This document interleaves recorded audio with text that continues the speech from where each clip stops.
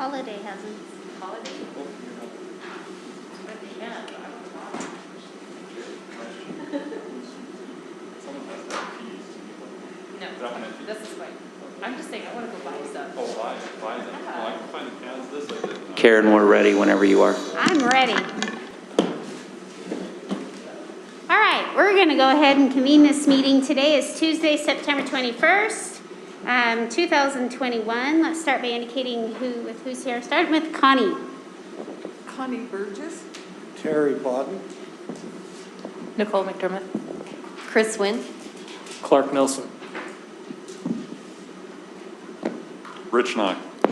Julie, you want to state your name? And Karen Winder. All right, welcome to our study session. We actually do have an action item because we have an administrative appointment that needs approval on a consent agenda. So with that, I'll entertain a motion. I motion that we approve the consent agenda. I'll second. We have a motion and a second to approve the consent agenda, including an administrative appointment. Any discussion, questions, board members? All in favor, say aye. Aye. Any opposed? Motion carries. I forgot to ask, who's introducing the administrative appointment? All right, Dave Garrett. Thank you. It's my privilege tonight to... Now, we are going to have you come to some mic, Dave, so online can hear.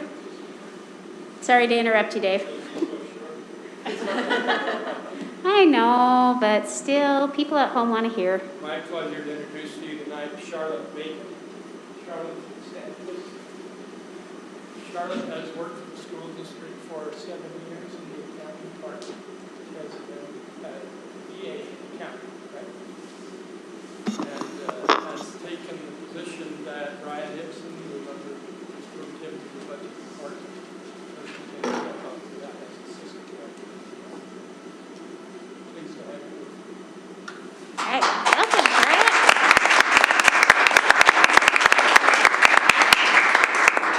Welcome, welcome. We're happy to have you, and congratulations. If you wouldn't mind standing for just awkwardly a few more seconds.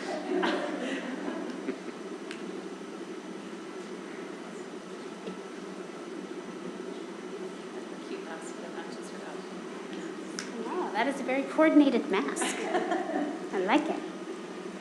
Okay, we have 2 more agenda items tonight. The next one on the agenda is a staffing report. We have Patrick Flanagan, who is our HR director. I was actually speaking with him last week a little bit about some of these staffing problems, and so we thought it would be good to bring it before the board and have a discussion and ask the administration for some ideas on how to address some of our challenges with staffing.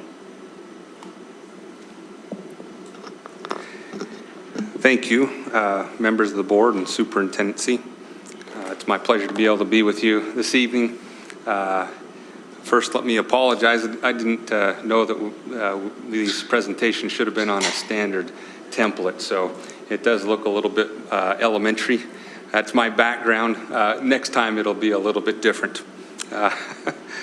So this is a bit of a conversation, and as we go through this, I'm not going to pretend to know all of the answers. Staffing is an issue that's on the minds of every district in the state, and not just in public forums, but also the private sector. As we look at right now an economy where we have more jobs that are open and available than people that are willing to take them or that are taking them. But let's focus down on Granite School District and what that looks like. I had a chance to reach out to some of the highest needs areas. This one happens to be in nutrition services. I spoke with Dana Adams, and I asked her as we visited the other day if she would list some of the highest needs that we had in nutrition services. It was a pleasant visit. The top need that she sees in nutrition services for the district is our nutrition services worker. Now you'll notice I put the range of the hourly salary there for nutrition service workers. We currently have 384 of these positions that are filled throughout the district. And when I visited with Dana, she said there were 167 of these open, but the caveat to that was, as we were talking, she said actually 80 of those positions that we're saying might be open. She was looking at the meals per labor guidelines that she uses to determine the number of people she needs to staff, that 167 is about 80 people over what she would actually need. So I've included that little caveat down below. So we're looking at about 87 positions that we need filled when it comes to nutrition service workers. So, some of these nutrition service workers have stayed and enjoyed their time in nutrition services and eventually have become lunch managers, and we'll get to that in just a second. The second highest need was their service delivery truck drivers. So they currently have, so there's the salary range there I've included, that's an hourly range. There's 16 positions that are filled, and ideally we're working at 20 drivers, so we're about 4 12-month contract positions shy of that 16. And then finally, lunch managers. On the bright side, our junior high and senior high are fully staffed as far as lunch managers go. We have recently, we just hired 2, so we've got 10 open positions in elementary. I was asking her how she covers those needs, and it's the coordinators and some of the central kitchen staff that are helping to cover some of those elementary schools while they look to find. Recently, so when I say recently, this was back in April, they had made a request to have that lunch managers be a contract position in hopes that it would attract more individuals and we'd have fewer openings left, right, or vacancies.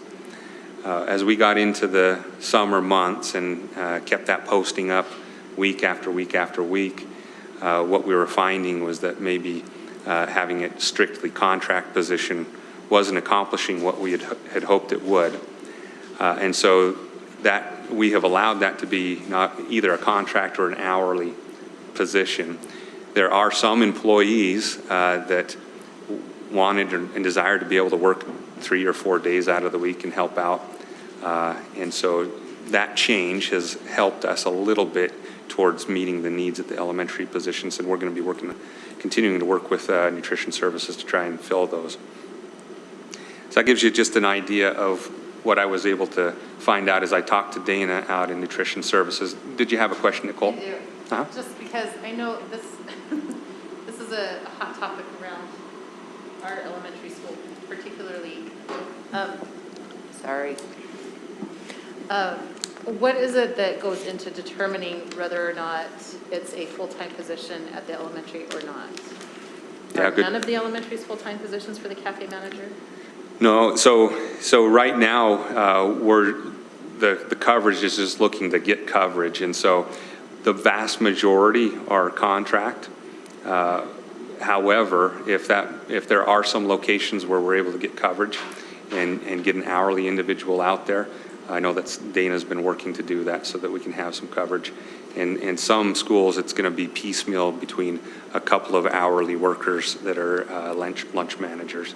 Right, because from when I've talked to some of the people in this position, they've said that it is an hourly position and they're limited to 29, and oftentimes they end up putting in their 29 and then going and clocking out and then having to finish what they do and going over the 29 hours. But I mean, I just feel like we see some turnover in the elementaries. You see that the junior high and high school, Yeah.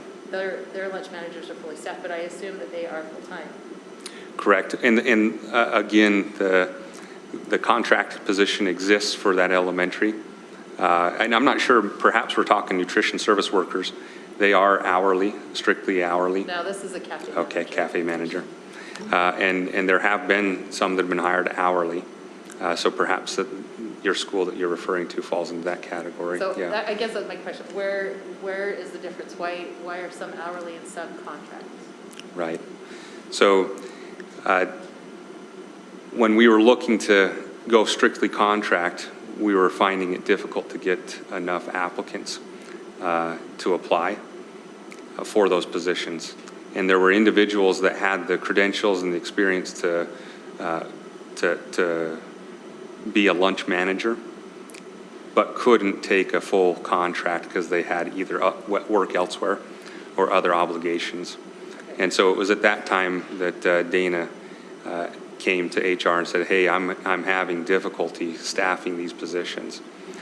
Is there any way, I know we asked for contract positions in this, but now that we're looking at how this is impacting our hiring pools, is there any way we can have hourly folks be able to apply? Initially, there was some resistance on the part of HR because we just barely made that move to have them be contract. They did ask for additional contract positions. But when we saw that we were struggling to meet those needs, at that point we said, okay, go ahead. Okay, so all of them were available or are available to be a full contract position? Right. Okay, Right. thank you. Thank you for clarifying. I have a quick question. So is it advertised that it could be a contract or hourly? Like, is it advertised that way to fill those positions, that it could be either or is it strictly listed one way? Because I'm just wondering how. No, they've been posted both ways. Both ways? Yeah. Yeah. And we found when it was posted strictly contract, that's where we were finding. Yeah. Can I ask a question? Can you clarify the 167 versus the 80 that could be eliminated? That just seems like a very large number that could be eliminated, so I'm a little confused. Yeah. So outside of the meals per labor guidelines that Dana cited, because I was, like you, I thought, well, that's quite a big discrepancy there. 80 positions is half of that, right? So without being able to go back and talk to Dana a little bit more, I couldn't give a whole lot more insight other than she's using the meals per labor guidelines, which says, okay, this many workers would take this much to serve this many lunches. And she said when she went back and revisited those, she saw that she could probably cut about 80 of those positions. Is that some kind of federal guideline, or what is that? Yeah, that would be guidelines that are given to our food and nutrition service workers that are kind of federal guidelines saying, okay, this is, each employee can handle serving this many lunches, typically.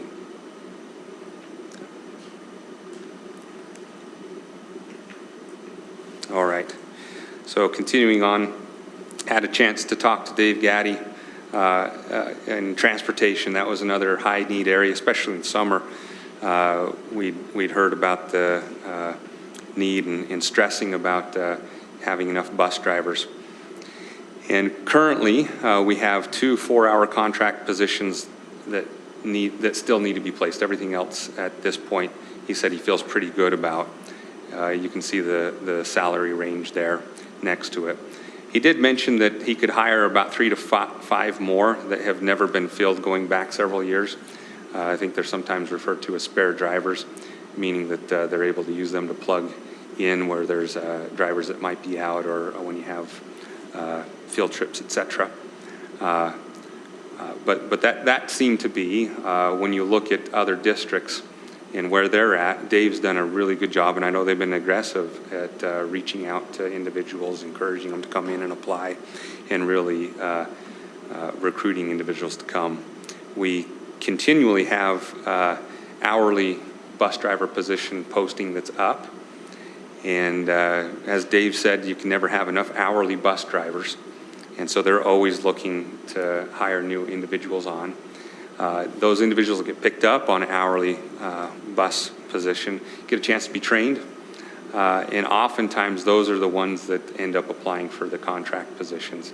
So it seems like a really nice pipeline that's there to help meet those contract position needs. Those were the biggest needs in transportation that Dave referred to, and so when you consider where we could be at, Granite's a pretty good place to be working, and it seems like we're able to attract, especially even a market like this, attract people to come and work for us. In our custodial department, I had a chance to talk with Rex Gowdy, and the number one need that he discussed was custodial rovers. You could call those our substitute custodians if you want. They're on full contracts, And these individuals are used to fill in for our elementary head custodians when they are out sick or when they have vacation. Since they're 12-month employees, they get vacation and stuff like that.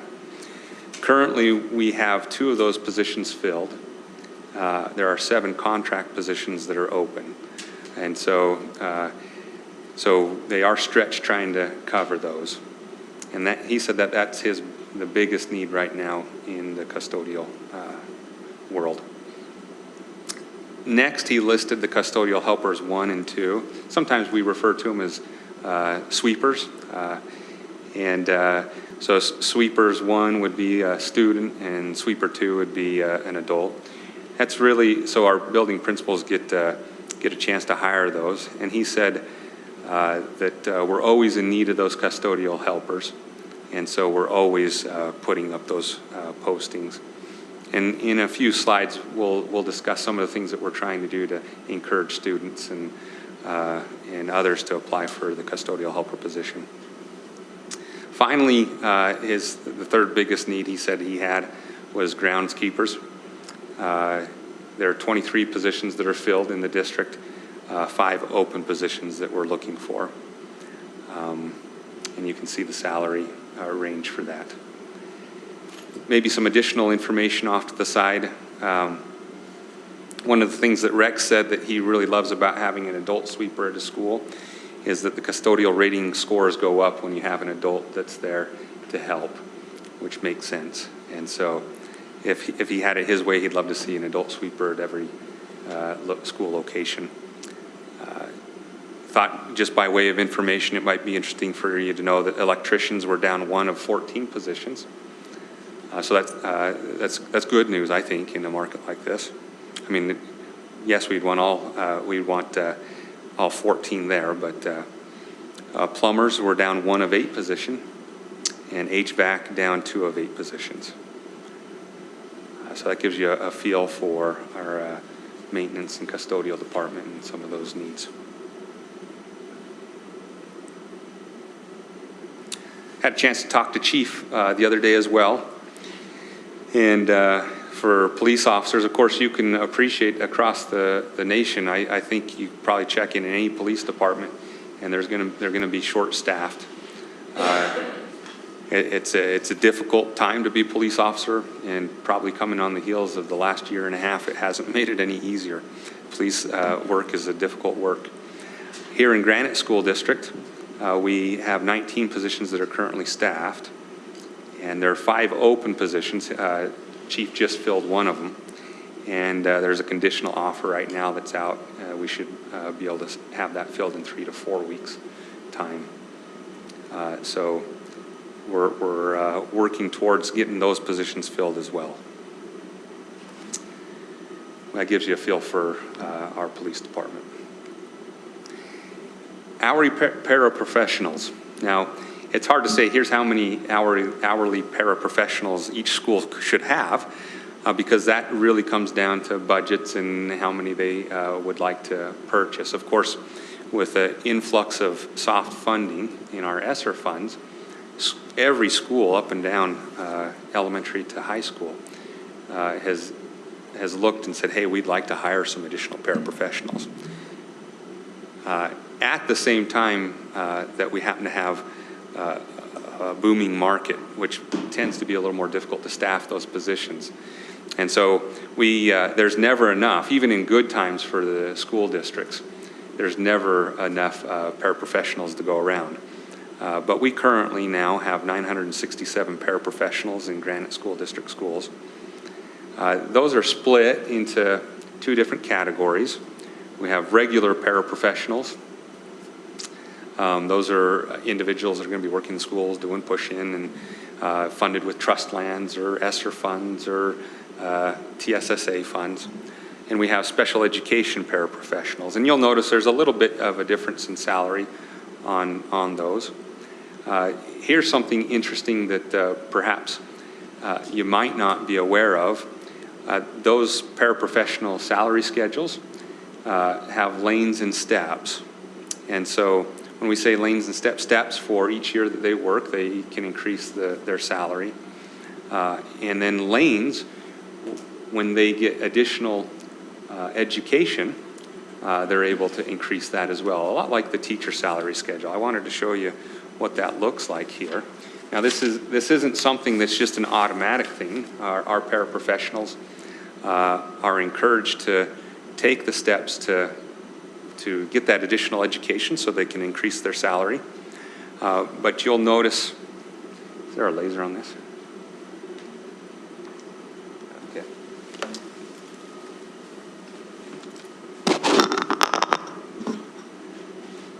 So you'll notice the lanes, this represents the level of education. And so if somebody comes to us with 48 hours of college or university credits, or if they've taken the Parapro test and they've passed it, they're automatically going to be placed on lane C when they first start, which means that they're going to start at a higher salary rate. And each year that they stay paraprofessional, you'll notice that they'll increase the money as they go down that the steps. They can also, you'll notice it says move forward if they have 7.5 credits to go from lane A to lane B, or 16 credits to get to lane C, or lane D, 24. What do those credits mean? Well, at our schools, we regularly, and I had this as a principal, regularly I had trainings for my teachers. And at the end, you'd give them a certificate that said they get so many relicensure hours. So it's 1 hour to 1 hour. It's a 1-to-1 ratio. And so when a paraprofessional attends those types of trainings and they get that certificate, that's one of those relicensure hours counts as a credit there. So there are trainings that are available here given by the district that a paraprofessional can attend, but also trainings that take place out at the schools that they can attend. And as long as they attend those and then collect those relicensure certificates, they then put in for a lane change to increase the amount that they get paid. We're very comparable, competitive with other districts on the way we compensate our paraprofessionals. And it is fairly unique to have those lane changes available to them. But it is a nice way to encourage them to build their capacity so that they can be better at the job that they do. So I have a question. Even the highest they can make, though, is that 16.68 Right. an hour. So as they go up there, that's still all they can make. Correct, yeah. So as a regular paraprofessional, it tops out at 16.68. And they're limited to 29 hours. Correct. As well, right? Yeah. And then if they were in a special ed role, then of course it'd be the 18.24. So can I ask also, just to clarify, just to make sure, so the regular paraprofessionals generally are paid from TSSA, land trust, et cetera, the special ed, are they also sometimes paid from there? Are they generally more district paid through our special ed money? So you'll see special ed monies that are allocated for that. And then there are times when a school may decide, hey, this is what a need is, to boost perhaps what's being offered. But most of them are paid Right, through but the it's going to be special special ed. That, Okay. yeah.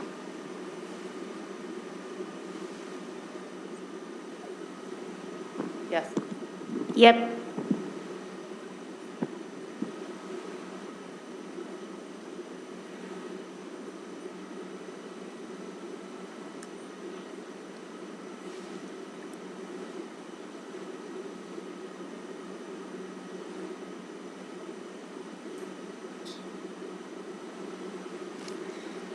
Yeah, as a building administrator, you have trust lands budgets that are available. You're not able to use the regular FTE that's allocated for contract teachers. And so you'll see schools typically go to their trust lands or to TSSA or ESSER funds. But they to are cover never those. paid from district funds.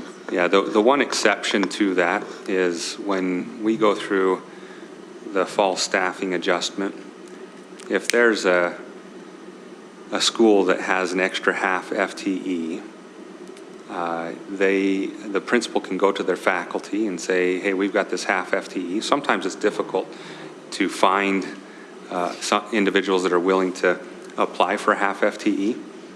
And so a principal may go to their faculty, and if the faculty buys in on it, they can purchase a 29-hour para with that half FTE. So that would be the exception to that. But you're not going to see typically paraprofessionals paid for out of that FTE budget. Can they purchase with that FTE, that half FTE, could they purchase like a half contract employee, like a substitute to cover PLCs or something like that? Yeah, so great point, Nicole. You could look at that and say, hey, you know what? We're going to post for like this 1 year only half FTE position. And it could be somebody goes in and helps do interventions. Maybe you've got a classroom that has, a fourth grade level that has high class numbers. So perhaps for half the day you could help provide some relief by hiring a half-time teacher. Or it could be like a sub type thing. Yeah. So schools can't offer, if they're having a difficult time even with paraprofessionals, they can't go in and offer more from ESSER or anything else. They have to, I'm just wondering about schools, if the principals have that option to offer more than $11 if they're just starting. Yeah. So no, we do have to be consistent and make sure that we're paying consistent wages for what we're asking from each of those job positions. And so a school doesn't have the ability to say, well, I've got a little extra money, so on the back end, I'll give you a little extra to work here. Yeah. Martin said that when I talked to him about this before, he said it also is tied, you can correct me if I'm wrong, to the cafe positions as well, because they can't offer, you can't compete with the two, because if you offer more for a para, then they leave the cafe, and then vice versa. So it's tied, is that correct? Yeah, so what he's alluding to in those comments is being able to have, you have to have balance across your salary schedules. Not only for a variety of reasons. One, we have a fixed budget. You could end up turning a salary schedule upside down on its head if you weren't careful. But also, there are consequences or impacts on the entirety of the organization for every move that you make when it comes to those adjustments. Yeah. That's actually why special ed paras have to make more than regular paras, because if you up the pay on the regular paraprofessionals, then all of a sudden all your special ed paraprofessionals move over. Because special ed is a little bit more demanding. It's all demanding. I don't mean to diminish the regular paraprofessionals, but that is a problem that we had to address, is when you up one scale and then not the other one, then all of a sudden you're creating shortages there. It's just, this is all just tricky. Yeah. Good point, Karen. Any other questions?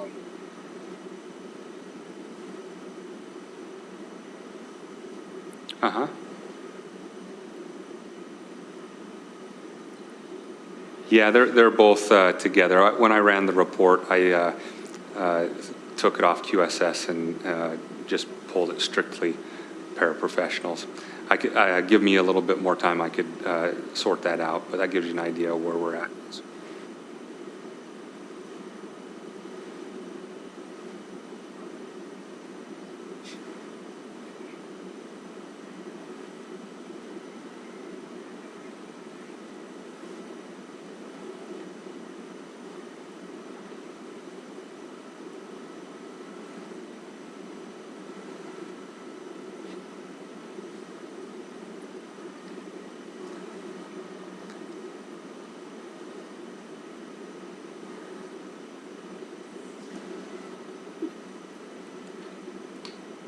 Yeah, we definitely don't operate in a silo when it comes to those salary schedules. You're absolutely right.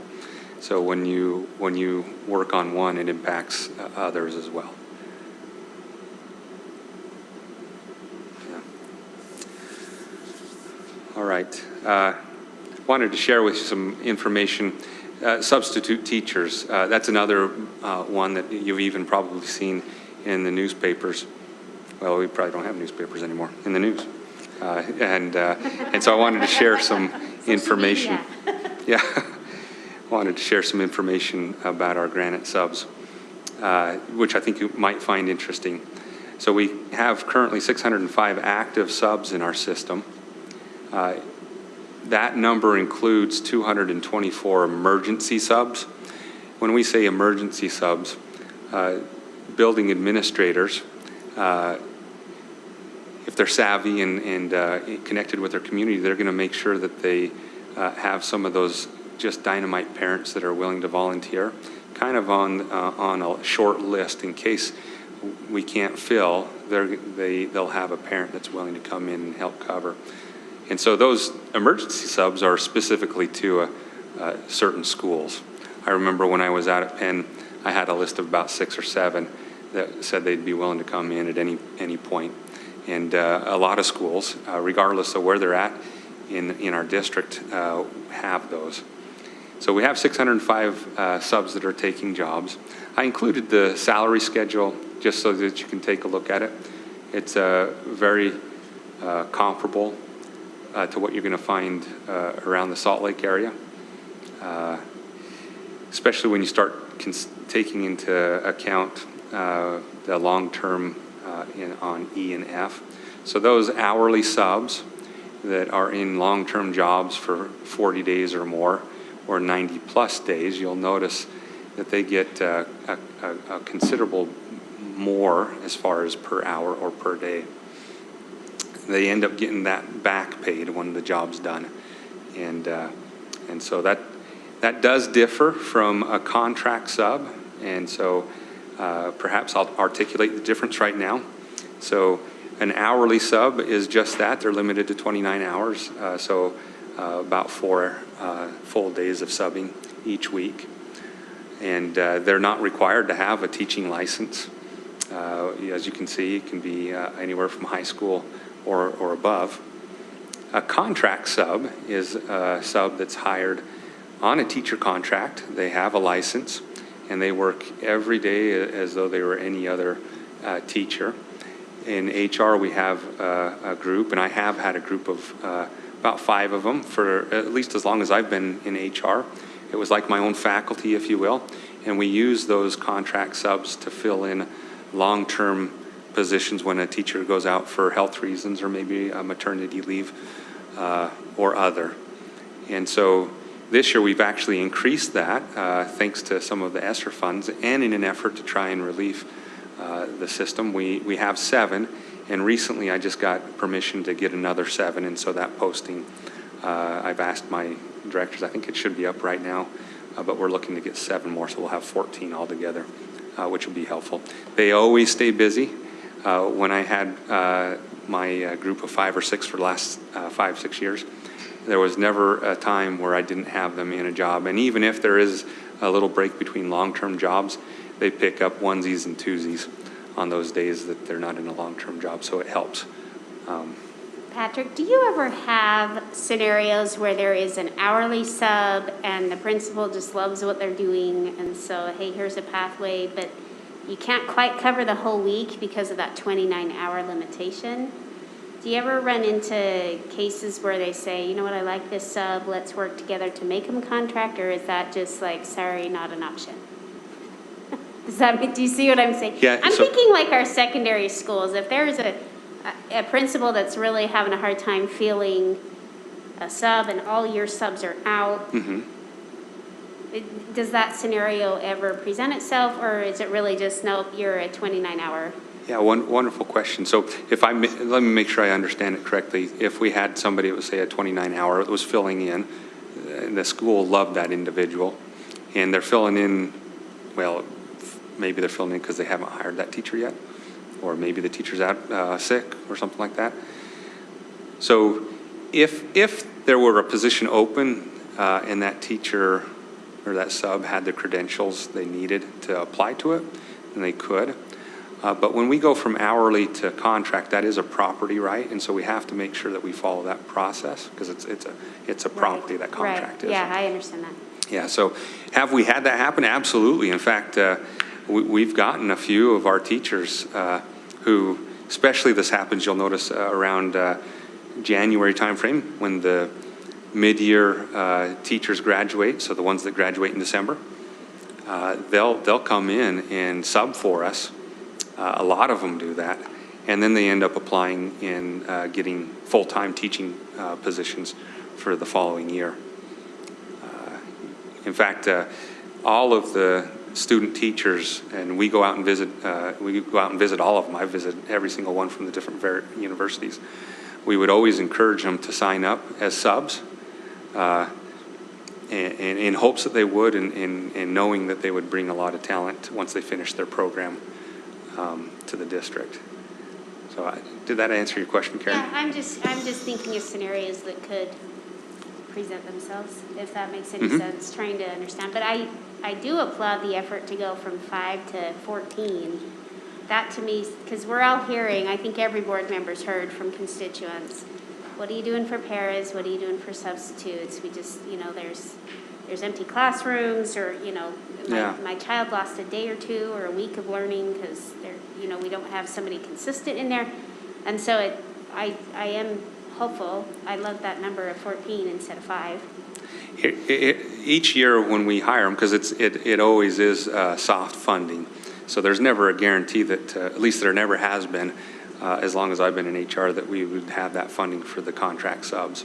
But each year, Martin would give us the green light to go ahead and use some funds. So we would post it as 1 year only. We would get some, in fact, I'm thinking of one teacher in particular, the last 2 years. She happened to have moved from California in October, and so she wasn't here during the regular hiring season, had come in to apply to be a sub, saw the contract sub posting that was up, applied to it. She'd actually been a teacher in Granite about 14 years prior, then moved to Alpine, then to California, and had come back because of life circumstances. And she was one of the best contract subs I had ever seen. Her classroom management was just spot on, and her instruction literally was a delight to watch.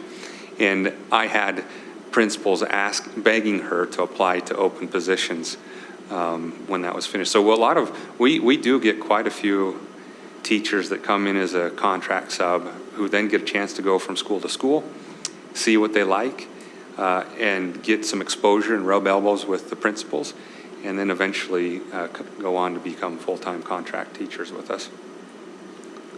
Hey, quick question. I think last year this changed, and I didn't know if it was just for emergency or what but last year it seems like I have heard that there's been paraprofessionals in schools that one day they're a paraprofessional, the next day they're a substitute for like PLCs or whatever. They're getting hired in a different name, but the one day they can be alone with students and the other day they can't. But it seems like last year the paraprofessionals were actually allowed to be with students, as long as they cleared the background check, et cetera, et cetera. Is that still in place this year? Well, that's a really good question. So our hourly subs, which many of them could be a paraprofessional, right? But our hourly subs, they get picked up and they are with students all day long, right? That's the nature of being a sub out at a school. Now I'm having to hearken back to some of my staff meetings with Linda when I'd be in with Linda Mariotti. And I do remember, and as a principal, I do remember being instructed as a principal, hey, we do not want to leave students with paraprofessionals and give them that all by themselves. We would like to have licensed teachers with them. And so perhaps a member of the superintendency could speak to that very question. Are we still giving that similar instruction to our principals? We adjusted that. John, come get my mic.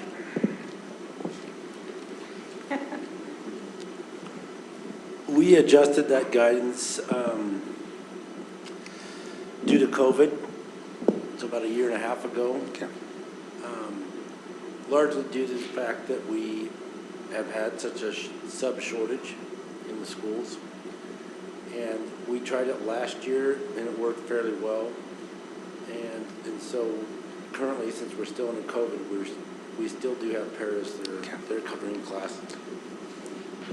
Is that going to continue? Do you see, foresee? Okay, so let's just wait and see. Thank you, John.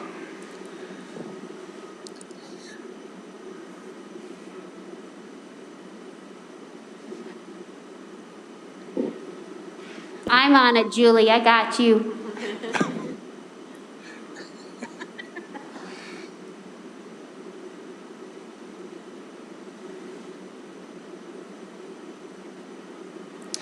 Yeah, so that's very astute. I think I know what you're looking at. You're thinking to yourself, and maybe I'm putting words in your mouth, so if I am, you can tell me to stop. But you might be wondering, oh, if they are limited to 4 days a week, the 28 hours, how could that be long-term for 40 to 89 days? Is that maybe the question? Oh. That's my question. Okay. Answer that.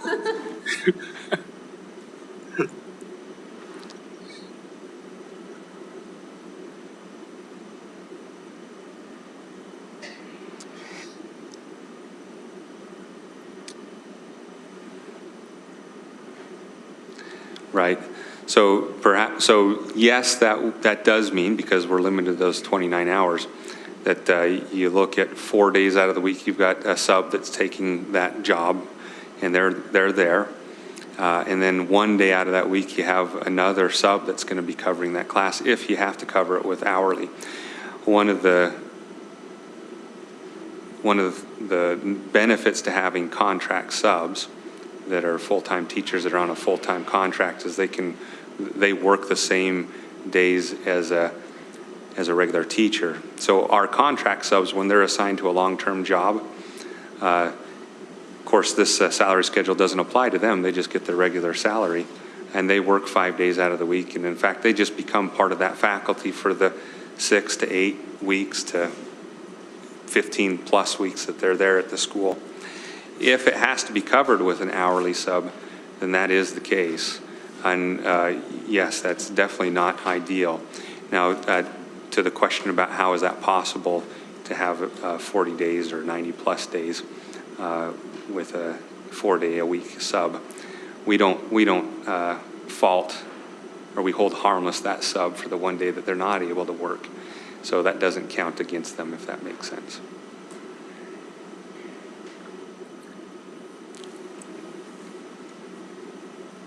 You cut out, Julie. It counts against what?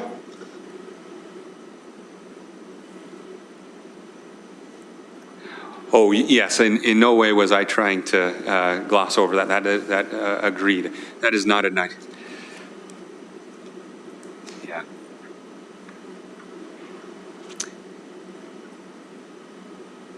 Oh, okay.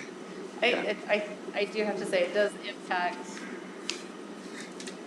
It does impact, especially, I think, more secondary teachers, because that's more specialized, and when you don't have like a math person in a math class, or you only have 4 days a week instead of 5, it's hard to get, I mean, that's a valuable day that you miss. And I know that's nothing that you can change. I understand that, but having lived through it twice, it's hard. So. Yeah. Sorry, one more question. For the emergency subs, I know you usually have a minimum days per month that they need to work. Does that also include emergency subs? Yeah, so we had it, here's maybe a little more background than you want, but I was talking to Jody, who does a great job helping to manage our subs. She's the secretary down there in HR. When she first came in, it had been about 10 years ago into that position, maybe a little bit more. She said there were about 2,200 subs on a list. They weren't active, and so she began cleaning up that list. So this list right here is a clean list. These are people that are actively taking positions. Now last year, well, before last year, we would say you need to take at least 3 jobs a month to stay active. And if you don't, then you risk being exited out of the system. We reevaluated that last year, and we thought to ourselves, do we want to exit folks out of the system that even if they're only taking 2 jobs a month, that's still 2 jobs a month that will help us out. And so we haven't been as strict in holding to that 3 jobs a month, because we would like to make sure that those folks that are taking jobs continue to be able to take those jobs. Does that help? Yeah, thank you. I wanted to share some information. This talk about subs had me interested about the fill rate, and if you're okay, I'll share some of this information with you. I wanted to compare this year, and we're looking at the first 5 weeks of school, and compare it to the first 5 weeks in 2020 and 2019. And to be honest with you, when I started digging into this and adding the numbers up and whatnot, I wasn't sure what I'd see, and I still don't know if I can fully say I know what I see. But this I did find interesting. There were a couple things that I found interesting. The number of sub-jobs that we've been able to cover this year, if you look at weeks 1, 2, 3, 4, and 5, are very comparable to the previous years. In fact, in many instances, we're covering more jobs than we have in the past. But that could be because there's a lot more jobs to be filled. You'll also notice the unfilled jobs, that's what we've really seen spike quite a bit. And I mean, I can't draw any conclusions. There's a lot of things questions that come to my mind.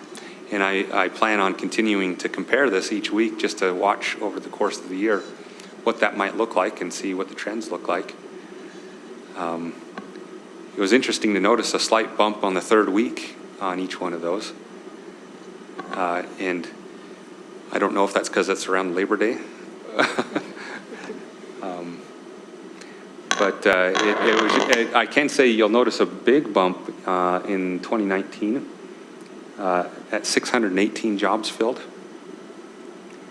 That week, there was a tremendous amount of professional development that was going on.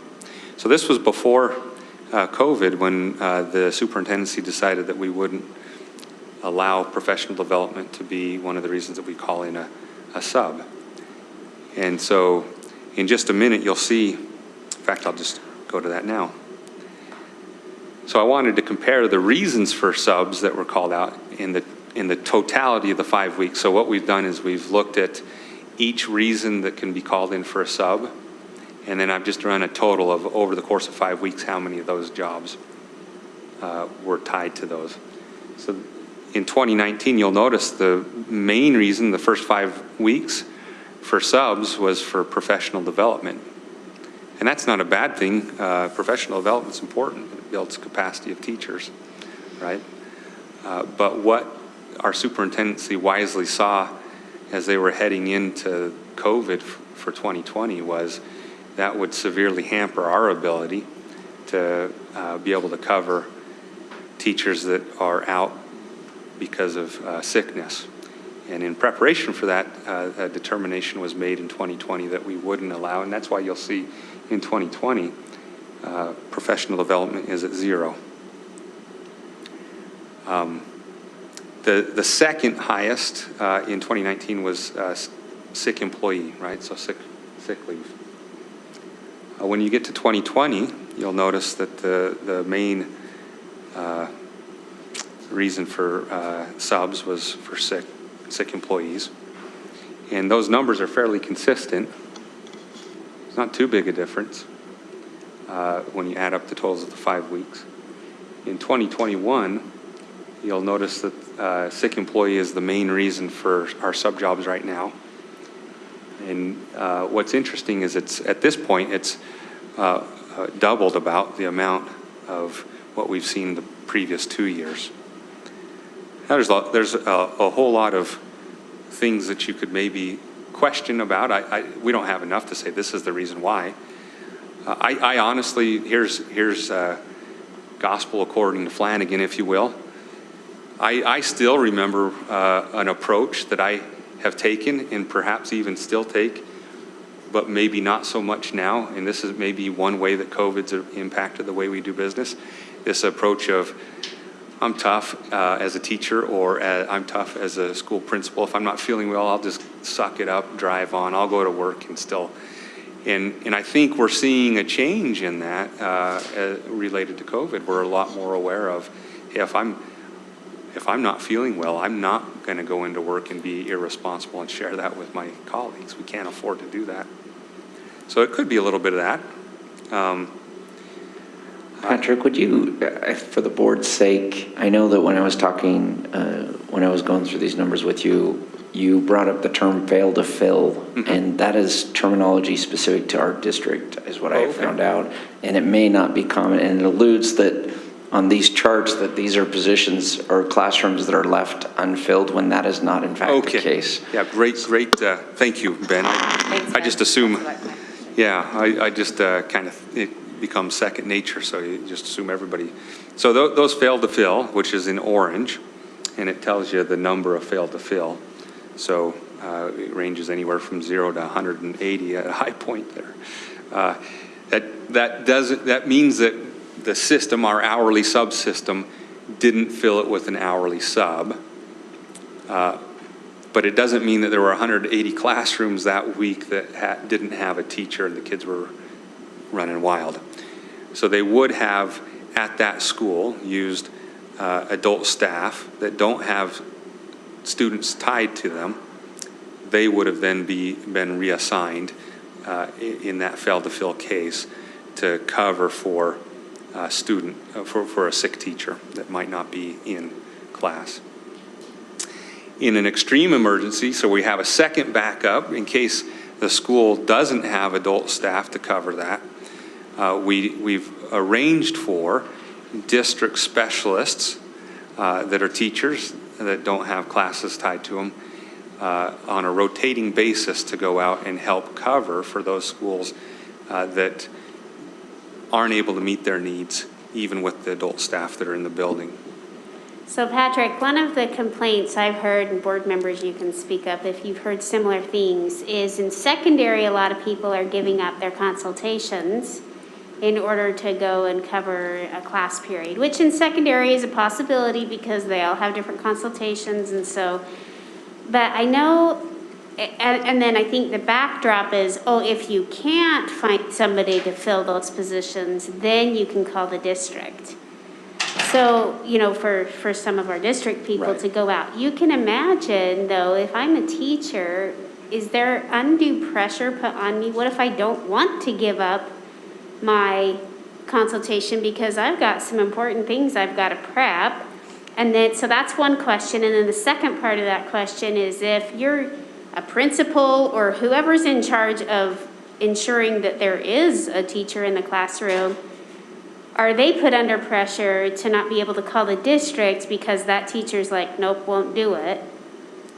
Which I don't blame them, by the way. Yeah. But do you see where I'm going with that? So can you walk us through, because I've had people say, there's just so much pressure that we have to give up our prep time. And I know that might come with a stipend or whatever to get them paid, but sometimes they need the time more than the money. So Can you address that? Yeah, well, I know that principals are encouraged through their SLID, so their supervisors, their SLIDs. Oh, sure, yeah, go ahead. I was going to say that have a rotation. So we recently had to address this with the principals at different levels. Elementary, they don't have consultation periods. So our first priority was to fill as many of the sub-jobs at the elementary ranks as we could. And then it would go junior high, because the junior highs are smaller, and then the high schools. Our high schools are large because they've got all 4 grade levels in them, and so they have multiple staff members that have consultation in any given period. Most of them have anywhere from 10 to 20 staff members that have consultation in any given period. So if you were to have, for example, 4 fail to fill sub situations at a high school, you've got anywhere from 10 to 20 people to draw from at the high school. They don't have that luxury at the elementary. So we prioritized it. Elementary's first, junior high second, high school's third. But the high schools also have more adult staff on them that they can draw from that aren't necessarily assigned to students as well, such as instructional coaches, or they can also turn to other support staff as well, including counselors. So that's what they Okay, that do. was just the concern that came to me actually was from a high school. And so I wanted to throw it out there that I hope we're just sensitive that if teachers want to reserve the right to their consultation, that there's not undue pressure to have to give it up. And then likewise, that we're not putting undue principal pressure or whoever's in charge of that to not be able to reach out to the district. Right. But anyway, you can move on, sorry. No, go ahead.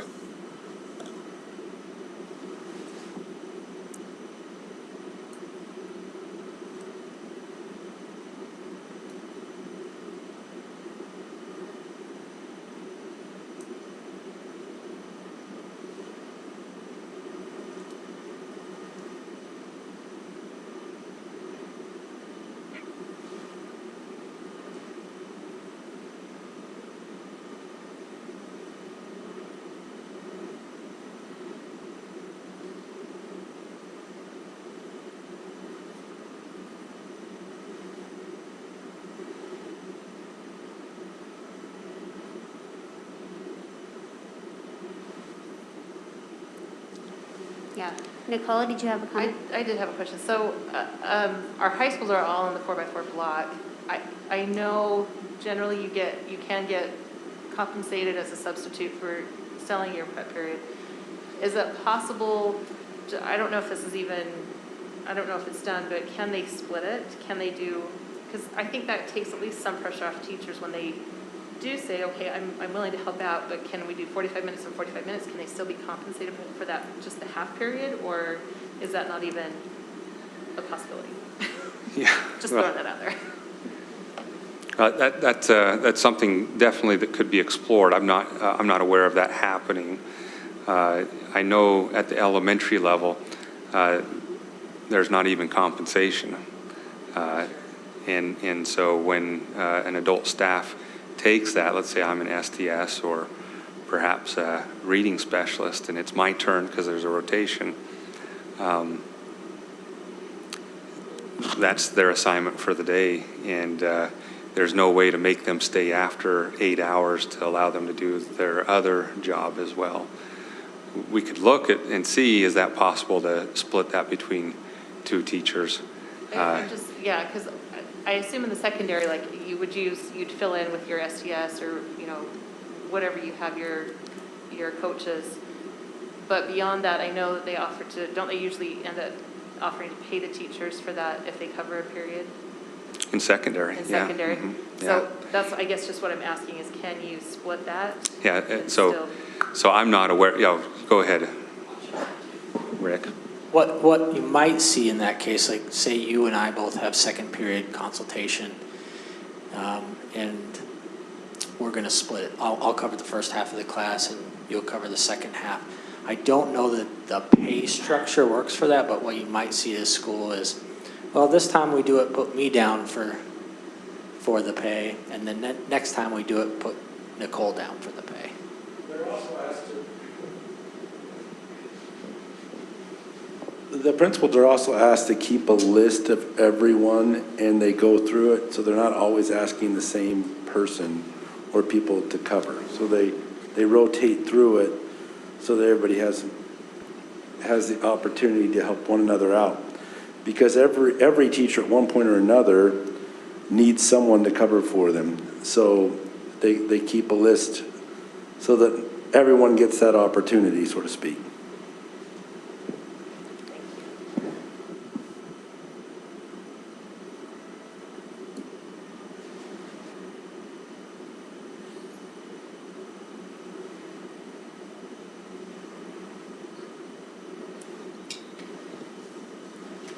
Absolutely. The goal is always to look to increase our active subs that are willing to take those jobs.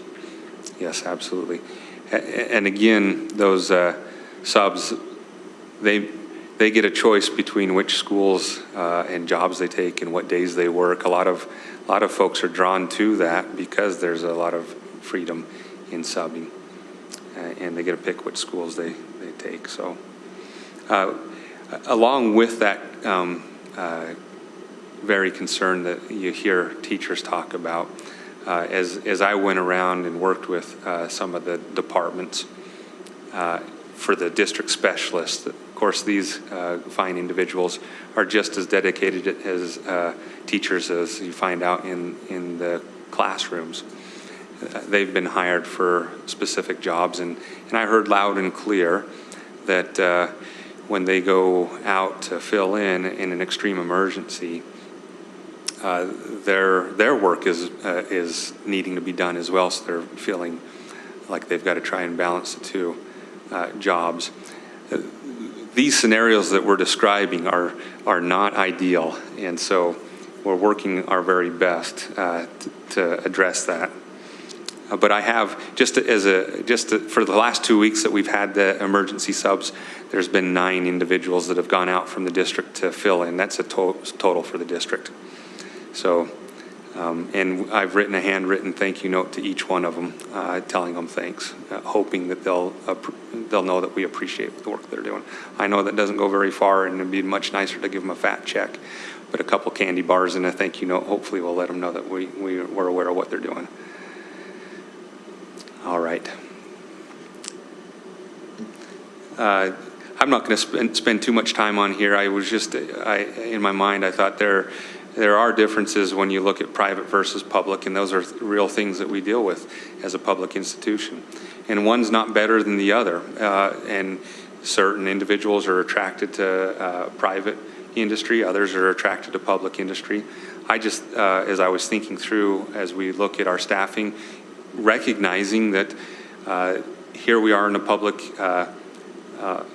institution, and there are things that we can leverage to help recruit. And probably one of the biggest ones is not necessarily money, although I think we compensate our teachers competitively around the valley. But this idea of participating in something greater than self. If we, as teachers and principals and the HR department, can connect with our community members to help them know that, hey, we have these wonderful jobs that are available, come be part of the Granite family and be part of something greater than yourself. You're going to be helping to make these schools, your neighborhood and community schools, better than they could ever be without you. I think that's an important thing that we need to keep in mind when we're recruiting and try and leverage those relationships. As such, being a public entity, we have a fixed budget. I wanted to share with you just some numbers. If we are looking eventually down the road at increasing salary for our classified, I thought I'd share with you a 1% COLA, or cost of living allowance increase, is about $500,000. Well, $450,000. That would get all of our contract classified a 1% COLA. And so that's something to keep in mind as we consider that. When we look at what other when we're competing against the private industry, and the local sandwich shop down the street is paying an employee, $5 more than maybe our starting salary, they have the luxury at times to pass that expense on to the customer and increase the price of the sandwich or something else. We don't have that ability, and so we have to look at other ways to market ourselves. Just a comment on that, a quick comment. So if we have roughly 1,000 paras, and we said we wanted to even raise their wage by $2 an hour, let's say, now all of a sudden you have to think of that as, okay, so you got 1,000 paras, $2, that's $2,000 an hour. An hour, yeah. You've got to dip into the bucket at somewhere. And then you times that by 20 hours, all of a sudden you're 40,000. So this is exactly where I think wherein the problem lies, right? And then that would even only put us to 13 or 14 an hour, and, you know, unfortunately, just with our economy, when you can make $17 at McDonald's or 20 at Amazon, I think this encapsulates the exact problem we're having. Right. I guess, because we can't pass it on to, number one, we're on a fixed limit or fixed budget, and number two, there's no ability to pass that on, the cost, to somebody else. I guess the long way of doing that would be increasing taxes, but that doesn't go over very well either, and that takes a lot of And discussion. if you do it to one group, and we have another group that's going to say, what about us? Right. You know, we talk about the paras, but you have all the other classified. From what I've heard, you guys have looked at and talked about a lot of different opportunities, but in reality, we are where we're at. The private industry has more flexibility than us. But we still come to the table with a lot to offer, and absolutely. So, and I have confidence that we weather the storm, right? And how can I say that? Well, we can look to the past. This isn't the first time we've had a booming economy and found it difficult to find employees, whether it be classified or other. But we've always been able to come through, and I'm confident we'll continue to be able to do that. There is some low-hanging fruit. I wanted to maybe report to you stuff that we're working on right now to try and improve our staffing. We have, with the help of Ben and his good folks, we're putting out a Help Wanted Wednesdays communication. It's directed at the 8 feeder systems, and so on Wednesday, we have a list of, here are the postings that are up, and we're sending it out to students and their parents so that so they're aware, and maybe even encourage other friends and family to apply for some of these jobs. Signage on the buses. Let me talk to that if I don't. Yeah, go ahead, please. Just real quick, the notion is that we can identify and target at any given time networks that are in need of specific things.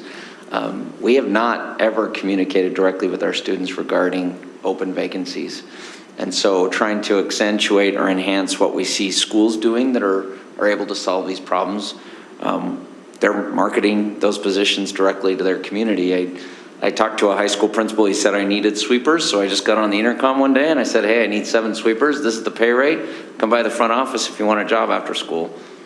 And he got his positions filled. And it's kind of one of those just nuanced things you wouldn't think about it off the top of your head, but how do people aren't naturally coming to our website looking for employment when they don't even know the jobs are available. So trying to get in front of them and push the information where they're at, particularly to those students who can participate. Can I take the signages on the bus? Yeah, go ahead. We're looking at additional opportunities to market using the tools and resources that are already available to us, but we're trying to gauge the return on investment on that. So we're starting out small, potentially to see the impact of some ads, using QR codes and data metrics to see how successful the click rate is on those. We can't get click rates on the Blackboard system to be able to see that, so we'd have to route them in a different way. But obviously the idea is to see what's working and what's not, as opposed to just blasting it out everywhere and spending a lot of money and time and resources on things that aren't necessarily working, if that makes sense. We ended up hiring a full-time recruitment secretary, and she's doing several things, but assisting individuals with application on Frontline, so she's a contact. We've set up a email inbox specifically for individuals to shoot questions about employment opportunities or questions, and so those emails, that email and that contact information will be on the signage, but also in the Help Wanted Wednesdays communication that goes out. And so we'll have an individual that is specifically reaching out to folks, answering questions if they need help applying on the Frontline system. The secretary will be able to help them out as well. To that, the idea is getting over some of the barriers to employment, right? What's stopping people from actually applying to the jobs. So not in addition to the resources with this particular hire, some of the various departments that are struggling to hire, such as food services, transportation, whatnot, will be providing a contact as well to Patrick and HR so that you can have somebody who actually works the job and the position, knows the department a little bit better, help facilitate any potential, again, barriers to employment, helping them through the process of their application. I would point out one additional thing with respect to that, and I meant to mention this before. I was completely unaware of our hourly para lane changes and opportunities there. And to me, there's some of these things are not known by our schools. So as part of this process, Patrick and I are just kind of reviewing everything to see where there's opportunities to get more information out about staying in some of these jobs for people who do have genuine interest in taking those types of positions. We've also attended 3 job fairs up to this point since the start of the school year for classified, and we've got another one coming up in October. So we're attending as many of those as we can. We're using Indeed.com to post and cast a wider net for our postings that go up.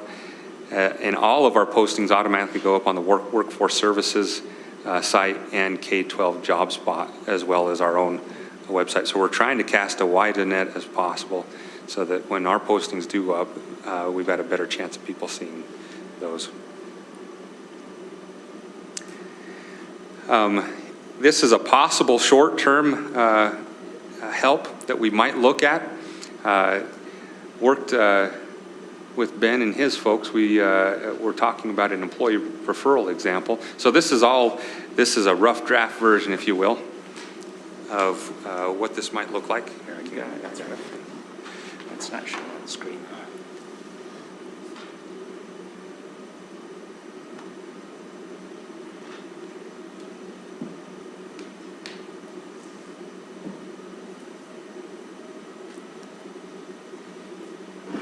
So I'll show you quickly what that looks like.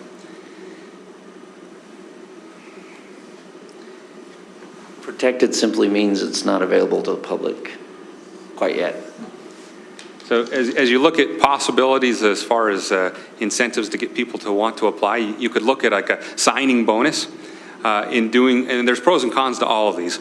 A signing bonus might be nice, and maybe the cash signs initially might draw somebody in, but how do we keep them here? Because ultimately the goal isn't just to have them sign with us, but it's to have an employee that stays with us. You also have the concern of what happens to those that just barely recently signed and missed out on that opportunity. Do they feel like, hey, wait a minute, I just got gypped? Or do they say, well, I'll quit and then I'll come back on and get that signing bonus? The idea of an employee referral program is leveraging our strengths, right? So perhaps thinking about, are there friends and family that we know that would be a great addition to the Granite family? And so under each one of these, there's some ideas on what that might look like. Again, this is just in a rough draft form, so the numbers that are there could be changed. But looking at paraprofessionals and hourly subs, so some of these positions that would be needed, there's a section on each one. Well, how do you refer an applicant?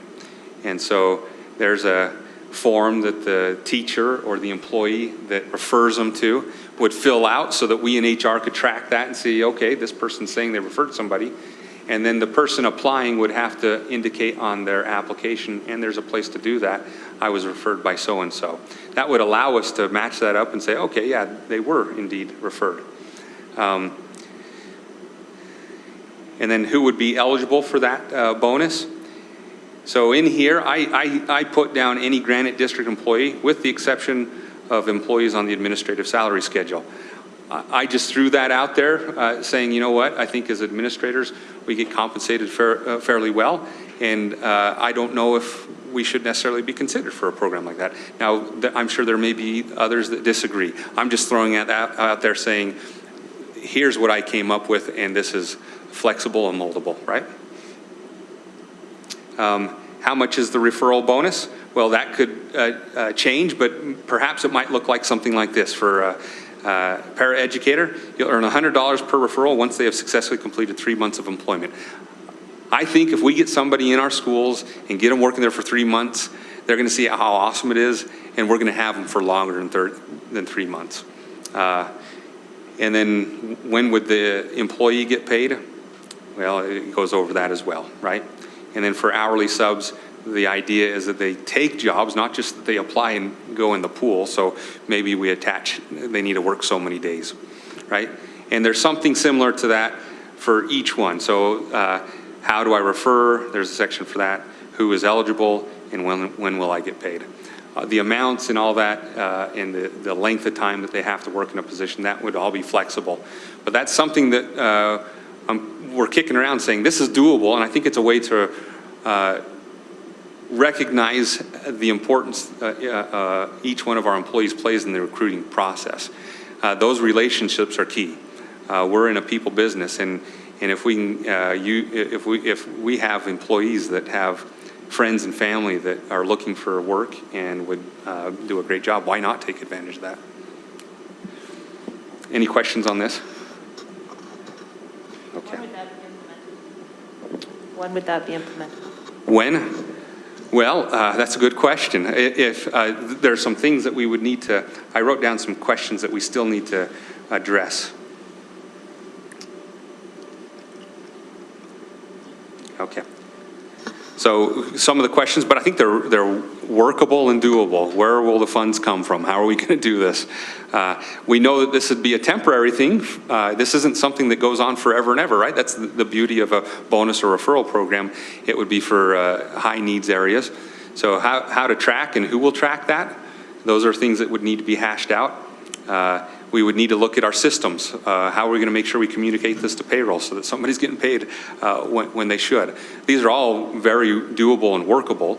And I think we could probably get something like this up and running within a month, I think.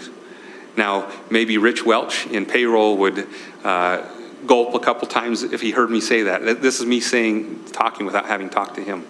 But I know from our standpoint, in HR, we could track individuals and those referrals with the systems that we have in place right now and the forms that I've already built out in Google Forms and then Frontline, and those together we could make that work. Well, this is an obvious problem. So whether they're gulping twice or 5 times, you know, hey, let's get this rolling. So because there is a need here, and if this is gonna be something that moves the needle, then buckle up, put your seatbelt on. Let's figure together how to get this program implemented. If we, and let us know as a board what we need to do. Giddy up then. All right, we'll move forward. So where will the funds come from? Are you looking on the funding? Are you looking into? Yeah, where are those funds coming from? The self-insurance fund is where Yeah. Well, so our teacher bonuses come from, and I know that, but. So it could be, currently we have positions that are unfilled. And so that's money not being paid out to individuals in contract positions. And so while we're trying to fill those, could we tap into those? And me still being wet behind the ears, I'm inclined to say, yeah, we could, but I would just need to double check to see, could we do that? And as we fill these positions, perhaps then we see less and less of a need for a referral bonus for certain areas, right? And as those needs change, I think we could plug and play in here. You could move, take positions out as we fill them and plug in new ones if we find that there's a need. Well, in fairness to you, let's have you take your time quickly, though. To get quickly right now. No, but what I mean is, we know you need time to look into this to make it work, but obviously it's on the front burner, not the back burner. So, we look forward to hearing what you come up with. Our thoughts on, and maybe this isn't the forum to talk about that, thoughts on administrators being able to participate in this? Me personally, go, Julie.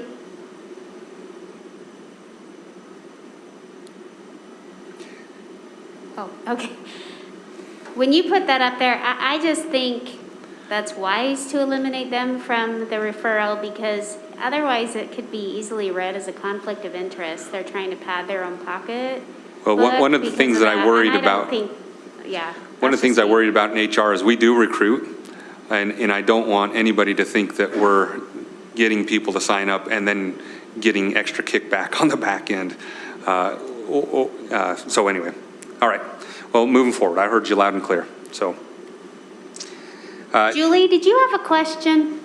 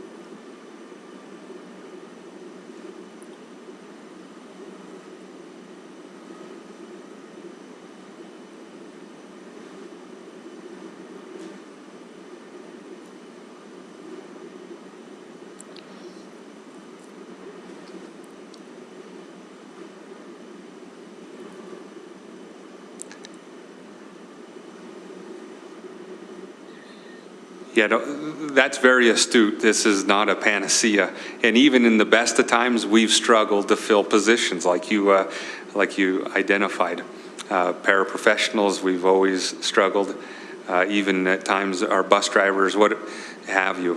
So I don't think there's ever been a time where we felt like we're completely staffed and we don't need anything, even in the best of times. So good point.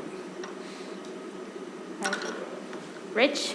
I would say yes to that, Julie. And as we identify what the short-term opportunities exist, understanding our budgets have been built and approved based on allocations we received for the previous legislative session. As this continues to be top of mind as we staff our district, taking this awareness into the spring during the legislative session, what is our allocation going to be for the following year, and then even through the process of negotiation, identifying some longer-term solutions, and all of that, of course, predicated on the ebbs and flows of the economy. So a few things, moving balls in the air as we're juggling them, but in the short term, being very clear in our delineation as a short-term opportunity, these things exist. Long term, there's other variables that will need to be considered as well as we move forward.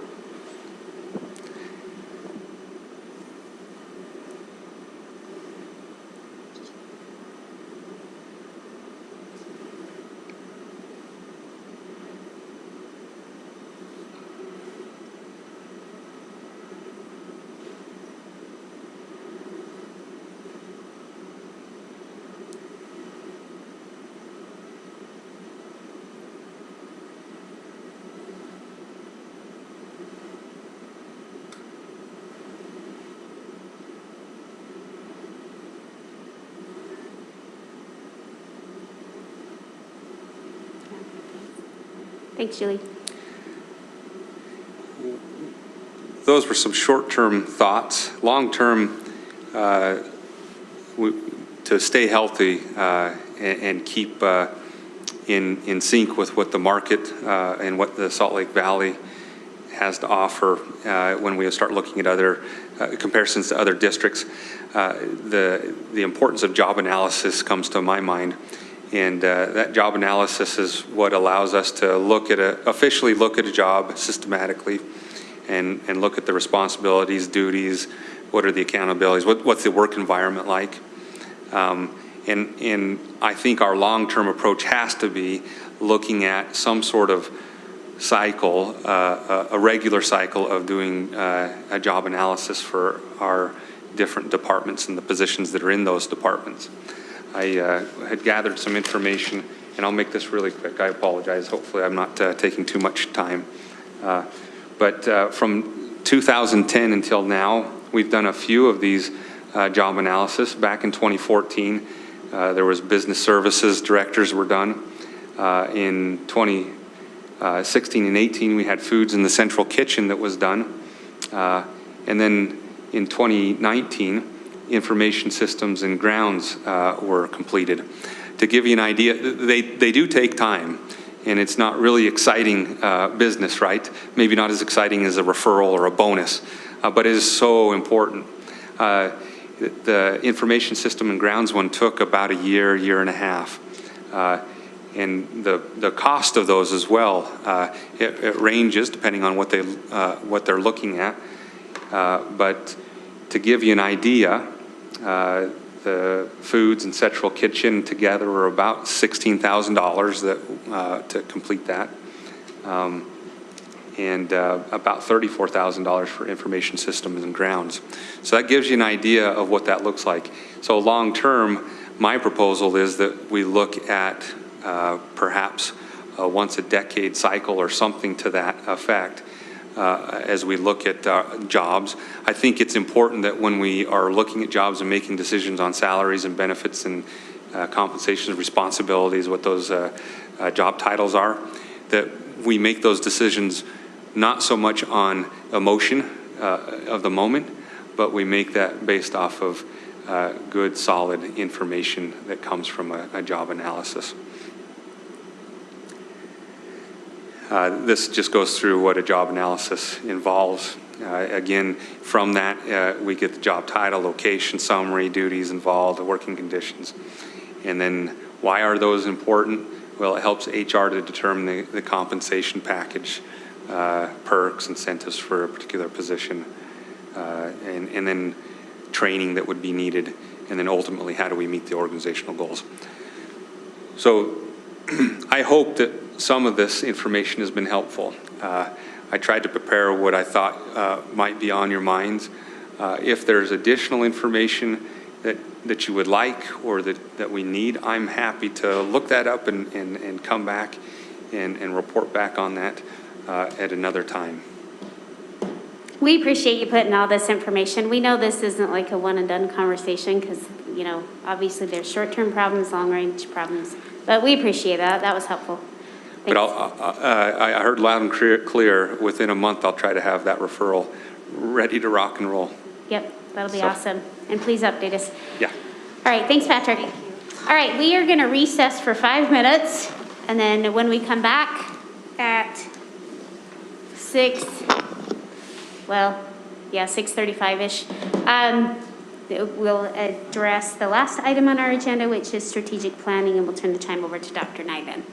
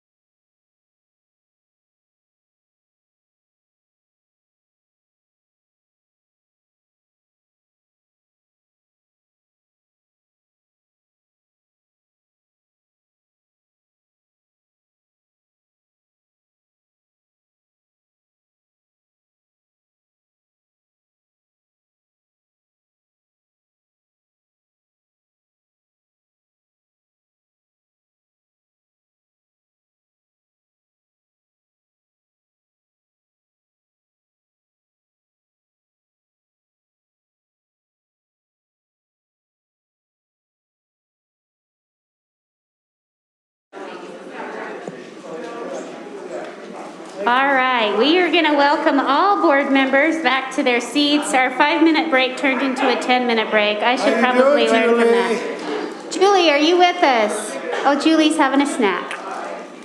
Excellent. Who are we missing? Oh, actually, we're missing our superintendent. I move that we adjourn. Oh, there he is. Okay, he went and got his food. Okay, good. And a drink.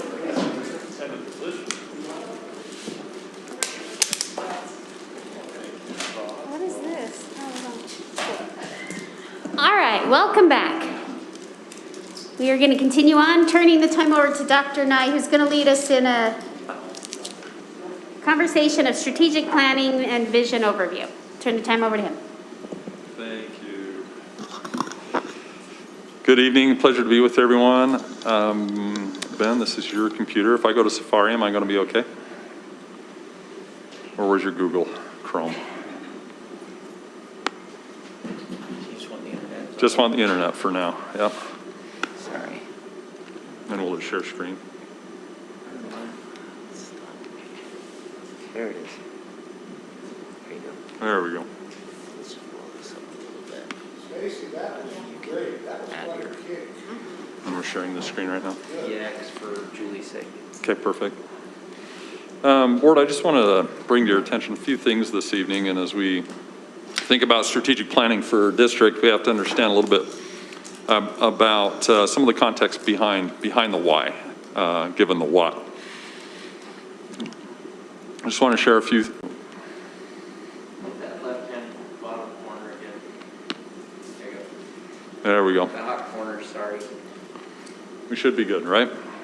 Julie, can you see the State Board of Education's website?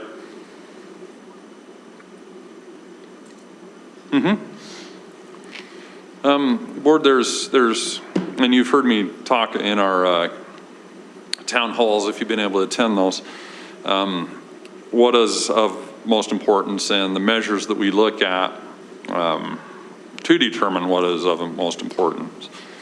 And as we consider many measures and how students are performing, there's a few things that I would just like to illustrate tonight, as found even on the State Board's website. So as you can see as I'm scrolling here, you can identify by school district, by school, how students are doing generally on these statewide measures, and I'll focus on it just for a moment as it's loading,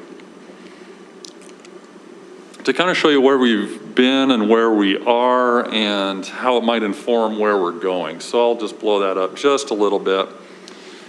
So this is the student proficiency results on SAGE and on RISE, that end of level assessment in the Granite School District.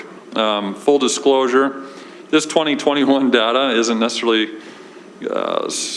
going to be released, but it is already on this website. So I'm going to verify whether or not these results, these data are valid.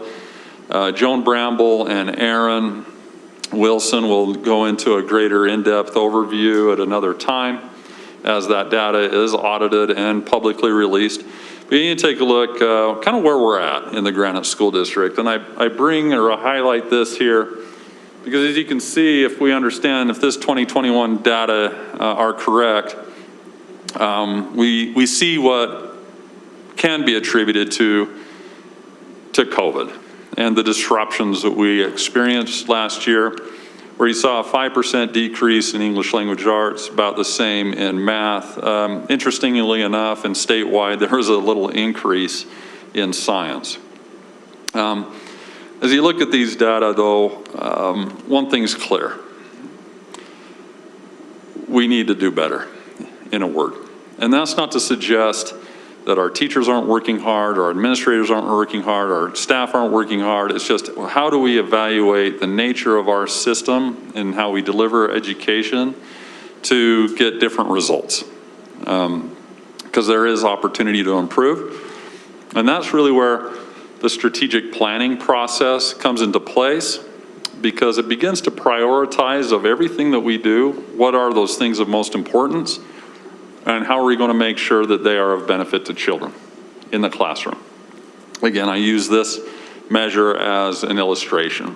We see it in other measures, whether it's graduation rate, and I'm going to speak some things here that are kind of hard to hear, but I don't think I'm suggesting anything by these numbers that anyone doesn't already know that they're not where they need to be.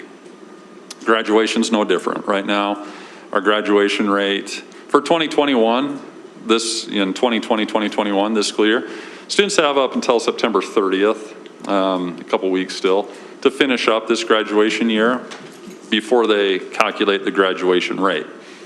Previous year, we're at about 76% graduation rate in the Granite School District. And I can show that to you here as well on the state's website. And for the last 3 years, it's been 75 to 76%. So we need to improve that, and for lots of reasons. Obviously, we want our students to graduate. They're coming to the Granite School District. We need to make sure that we can do all we can to help them be successful. It's kind of a punch to the gut, if I'm just being frank, that is the lowest graduation rate of all districts in the state. That shouldn't deflate or defeat us. For me, it's motivating. We can and will do better. Not for comparison's sake, but it is a point of context, and by districts, not comparing to charters. But we have room. We have opportunity to consider what does that mean for the students that attend the Granite School District. And part of our strategic planning is to start there, is to identify what is the goal of the Granite School District for graduation. If we had a district-wide goal, what would it be? And we can calculate that, and we can be strategic in that number, right? So if we're at 76% today for last year, still waiting for this year's numbers, as mentioned, how many students, seniors, do we have this year that started with us as ninth graders, because that's how the graduation rate is calculated, are still with us today? So if you think of the ninth graders that started with us, that's your denominator, and then, excuse me, your numerator. Then your denominator is how many of them are still with us, and vice versa, excuse me. And so it's identifying who is still with us, who has dropped out, who is registered at other schools. And we can produce these lists, and we can work with schools and identify per school, high school, what a graduation rate target, what a goal would be, and then having some very strategic steps at the school level, at the student level, to know what it is that we need to do. And then we can bring that up to the aggregate and say, as a Granite School District, our goal for graduation, and this is still very much in its infancy in terms of identifying it for this year, let alone subsequent years and years to come, to show that we're continually making improvement. With the idea of, yes, once we reach that 90-95% rate, we're looking at opportunities for maintaining that graduation rate. Yes?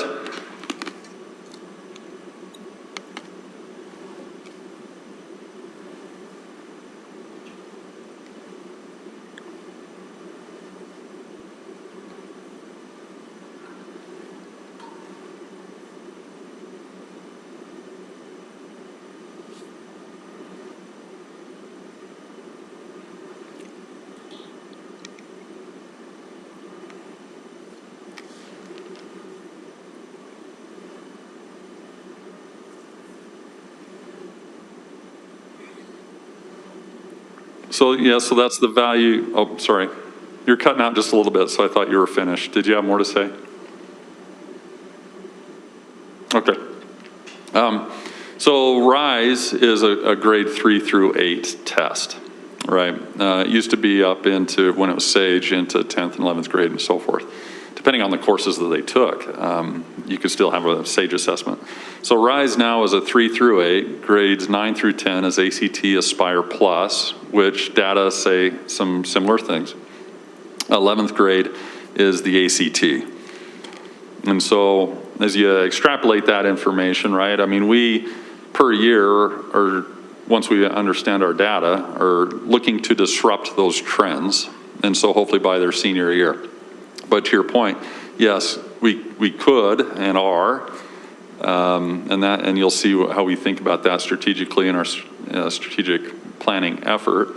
We want our graduates to be prepared for post-secondary pursuits, whatever they may be, and that we're making sure that we're doing all that we can, and that our students are seeing success, that they're getting an ACT score, for an example, that is a college entrance score, which is 18, typically, regionally. Some of that's been suspended with college entrance exams, given COVID. Some of the universities have done that. But typically it's been, if you had an ACT score of 18, that would get you admitted into a university. They've relaxed some of that, and it depends on the university, where you can, depending on your GPA, what your score is, would dictate, if you didn't have an 18 on the ACT, what courses you took when you enrolled that first semester in college. So to that point, Julian, in short answer, yes, there's opportunity to make sure that our seniors are prepared for post-secondary pursuits, and this data could suggest that we are graduating students that aren't proficient.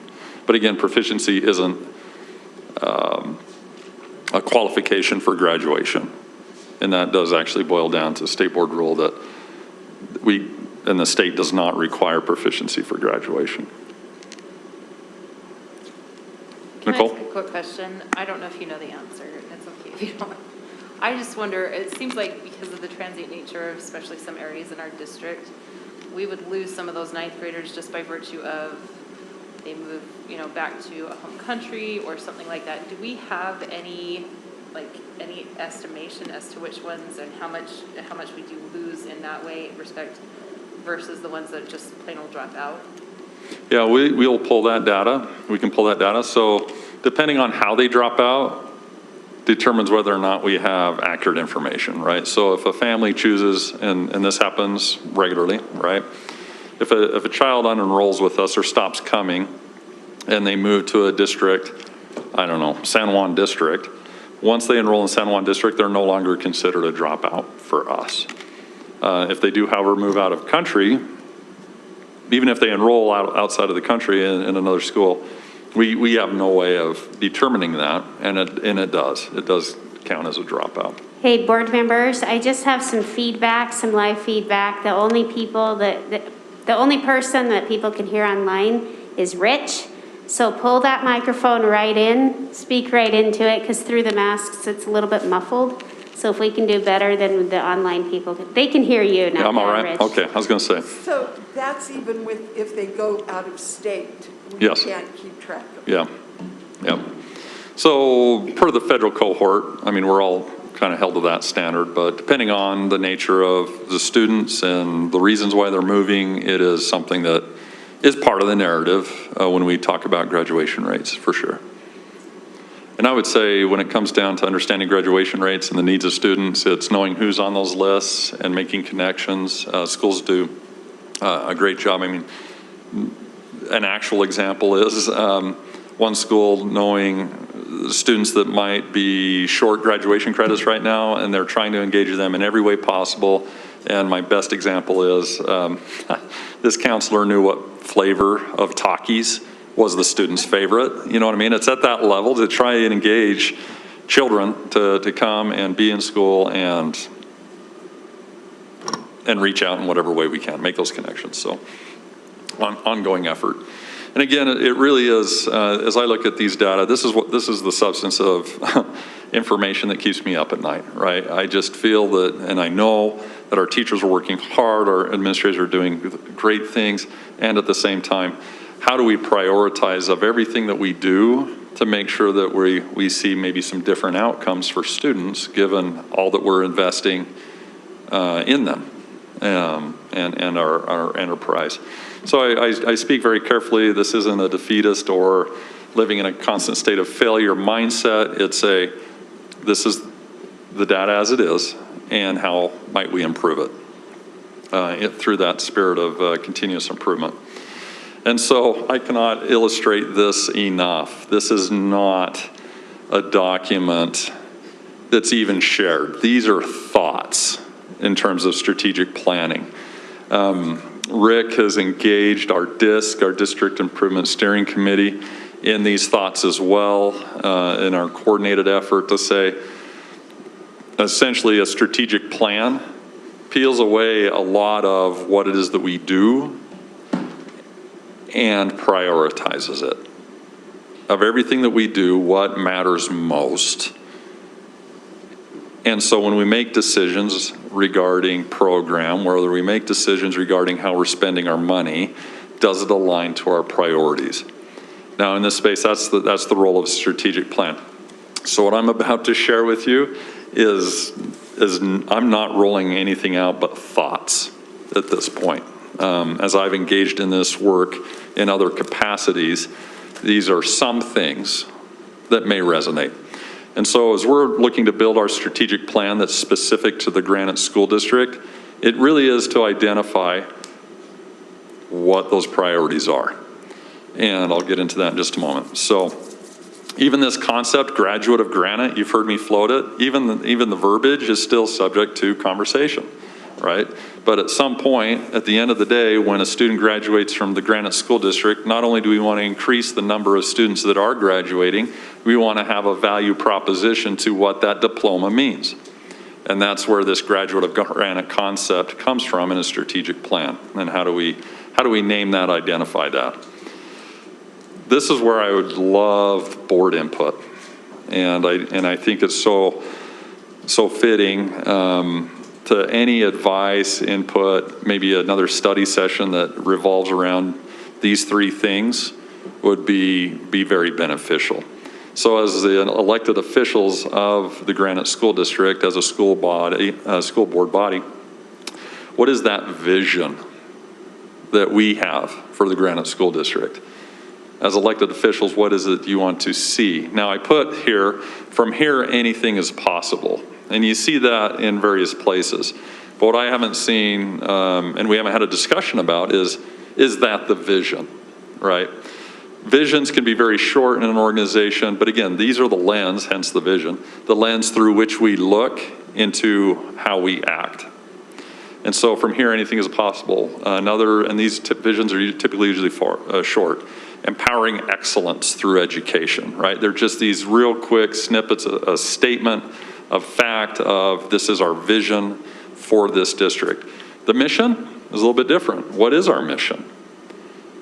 What is our mission in the Granite School District? I think we have opportunity to define that and promote it and let it also be, if you will, a North Star to say, well, this is what we're trying to accomplish. This is our mission. And some discussion around that. So we're not going to necessarily wordsmith things or concepts, but there is a way, and I'm happy to do this in a study session to where we can facilitate a discussion among board members to say, and staff, this is kind of what our mission is, and then we can actually build that out and get other stakeholder feedback. So there's some work to be done, I think, around if you would like to revisit vision.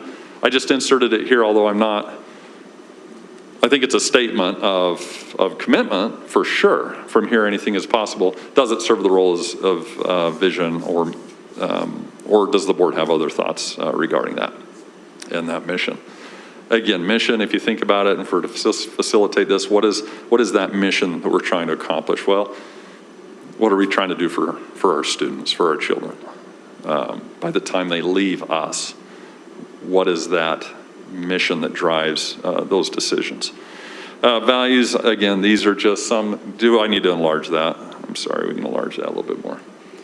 Values, again, these are very fluid. These are just some examples of some values. And the reason values are here, you always hear mission, vision, values, and you hear me say mission, vision, measures, or vision, mission, measures, either one. I always include measures. I'll show it to you what measures look like in just a moment. But values are those statements of this is what's important to us that we then look through at our strategic planning. So instruction, core operating principle in education. What is instruction? Well, each student has the right to appropriately challenge through a variety of academic extracurricular opportunities. Right? These are just statements of our values.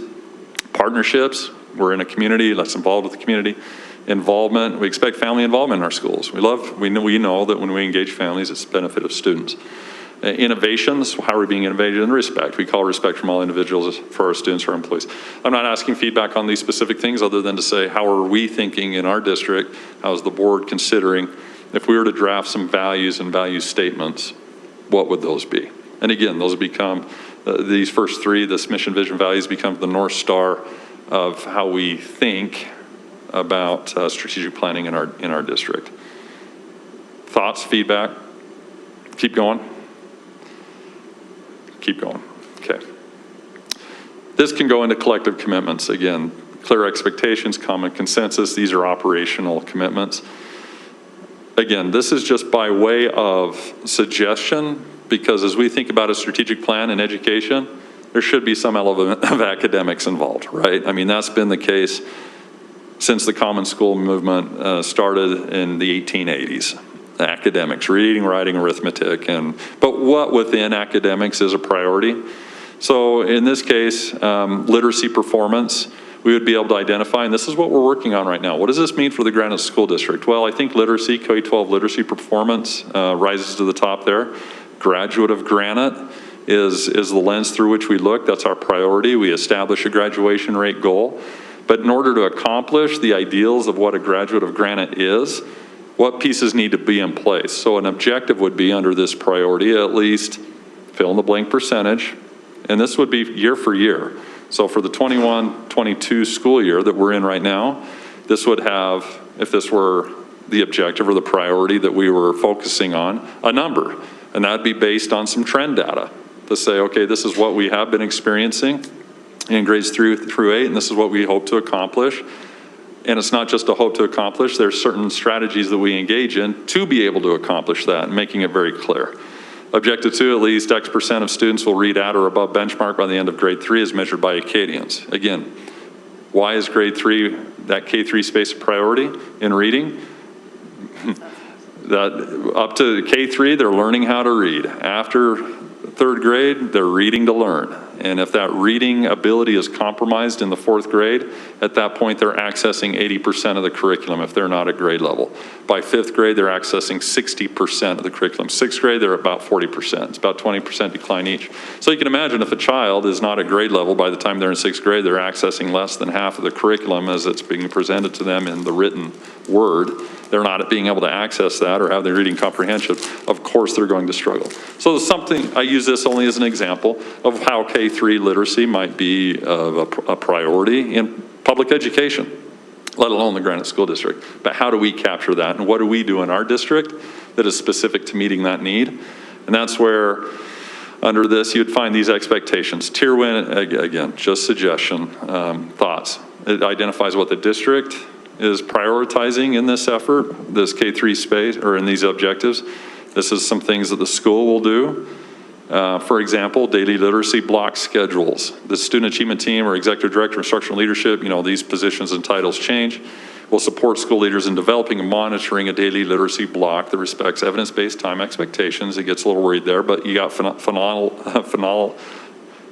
awareness, phonological awareness, phonics, vocabulary fluency, so forth. The school, there's an expectation there for the school to say, hey, as you're building up your master schedule, literacy is so important to us, we need to protect a daily literacy block. In other words, in your master calendar, there ought to be a certain time of that day devoted to literacy with kids. And this varies from school to school. They all do a little bit differently, and that's fine. They can determine a lot of the how they get there. For other schools, sometimes they struggle with folding in literacy as part of a prioritized time. So it's essentially establishing the expectation. Then you can see below, here's just an example of Acadian's reading progress monitoring. Again, that K3 space. District, this is what the district will do. This is what the school will do in terms of doing pathways of progress, progress monitoring, and the measure. How are we measuring this?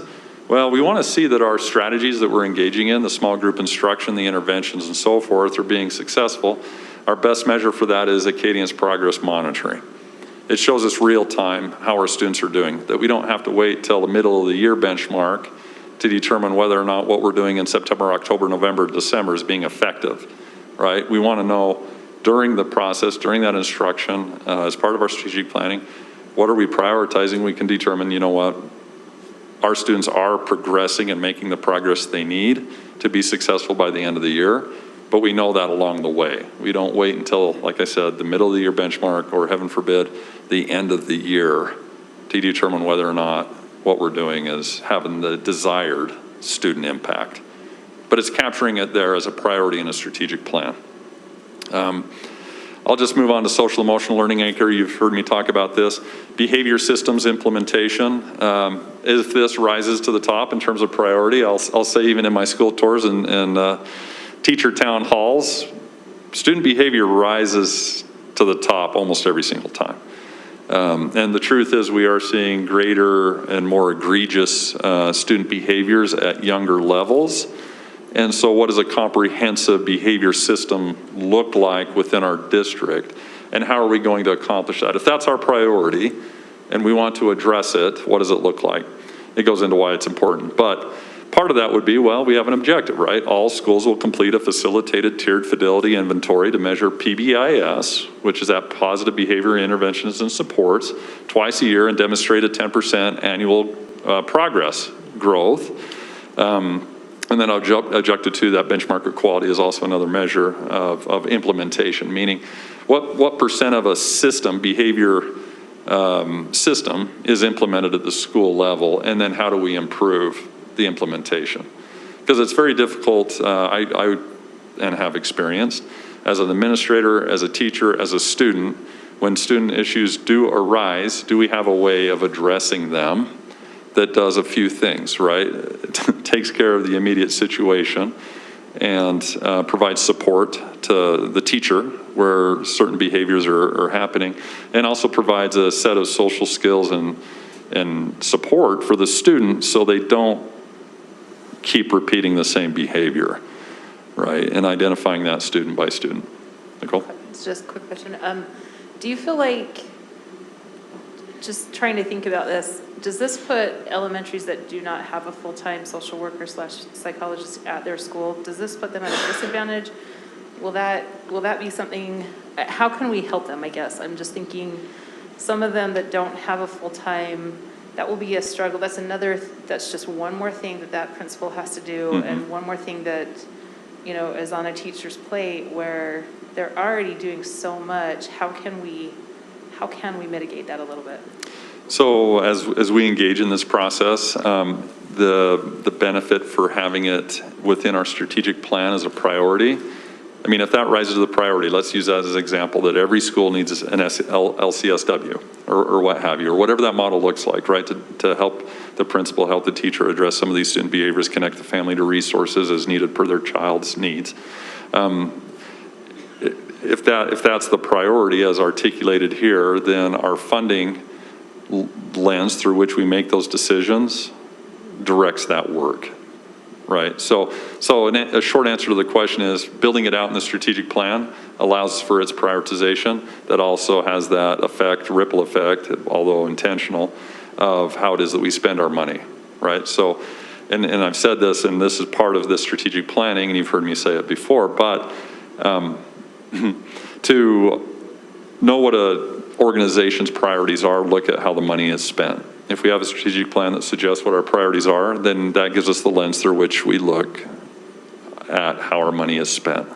And again, if that's an area of need, then it gets prioritized, and then we look to allocation of funds to match with our priorities. So in development, all right. And I'll just go back. Why social emotional learning anchor? And I want to be, just want to be very transparent here. The term social emotional learning is, in my opinion, being conflated with other more controversial topics. When we talk about social emotional learning, and in this space, we'd be very clear as to identifying what it is, and in where inappropriate or necessary, defining what it is not. And so when we think about meeting the needs of students academically, I've often suggested we can't any longer, without in the same sentence including social emotional learning, when we are talking about academics. Because to get to academics and that ability for the student to succeed in the presence of content, there are certain social emotional needs that need to be met for them to be successful in academics.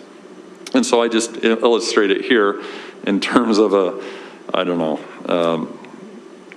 take it on as a privileged bias here.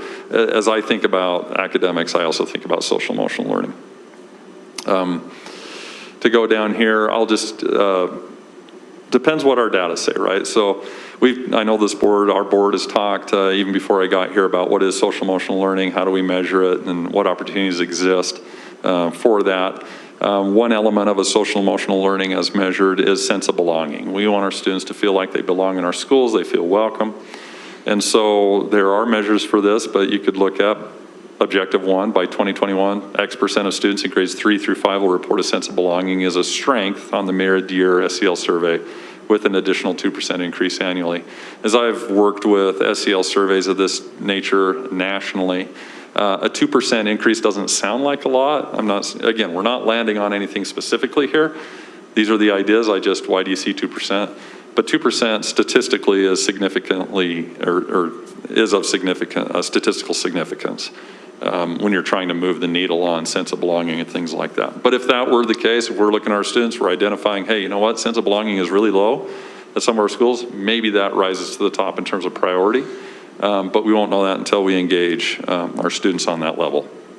You'll see typically, and again, this is nationally, grades 3 through 5, typically that there's a greater sense of belonging of students to school at that point than there is in secondary.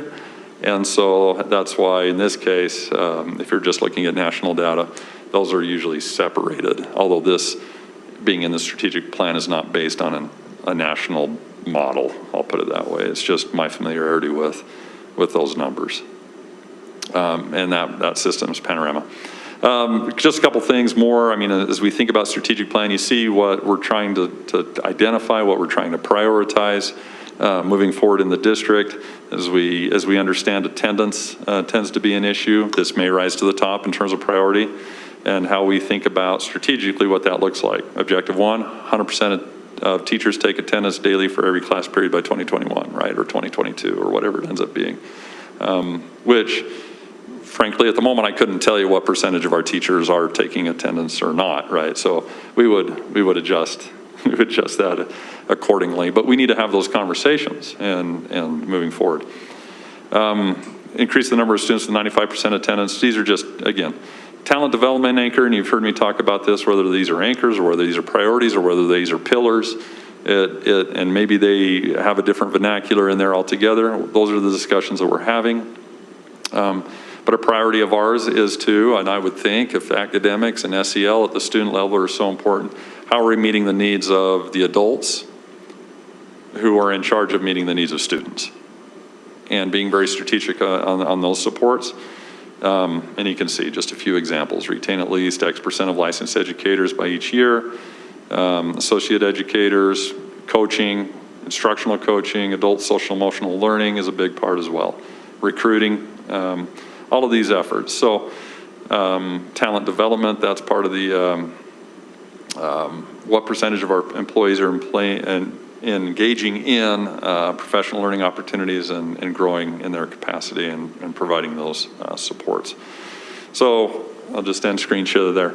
That is in a nutshell as we're starting to think about what is this strategic planning, what is this guiding document, what areas of priority are rising to the top, how are we thinking and defining the competencies of a graduate of Granite, how are we building then the infrastructure within our school district as to what those priorities are, what their associated strategies are, and how we think about executing those strategies along the way. So as this work builds out, and I'm happy to provide updates as necessary and have shared a few of those in emails with you. But the object would be as we engage in this, we would, once we have something to get more feedback on, we would turn to stakeholders and start getting feedback from them. And you heard me in my community council and PTA town halls asking parents, what is it that they want for their children, right? And what competency do they want to bring to bear? What do they hope for when their children graduate? And that is and would be embedded in our strategic planning. And so timeline, we'll continue to work this, create a schedule to where we have something to get feedback on. And my hope would be in our April board meeting, we would roll out to the board what essentially, and it wouldn't be the first time you see it, mind you, but kind of make a formal presentation to the board as to what this strategic plan looks like for the 2022-2023 school year. And then we launch a rollout within our district to that end. Knowing that this is a multi-year effort. Sometimes you hear of a 3-year strategic plan or a 5-year strategic plan. To me, a strategic plan should be fluid and it should be yearly. In other words, our graduation rate goals should be updated every year, right? I mean, we can map out a trajectory of what we want to accomplish over that time, but it should be fluid enough and to where we're making those adjustments as necessary each year as appropriate. Questions on strategic planning, that's a mouthful. But I wanted to know how we're thinking about prioritizing what it is that we do in the Granite School District so we can, so for our students to be able to achieve the results that they need to have successful futures.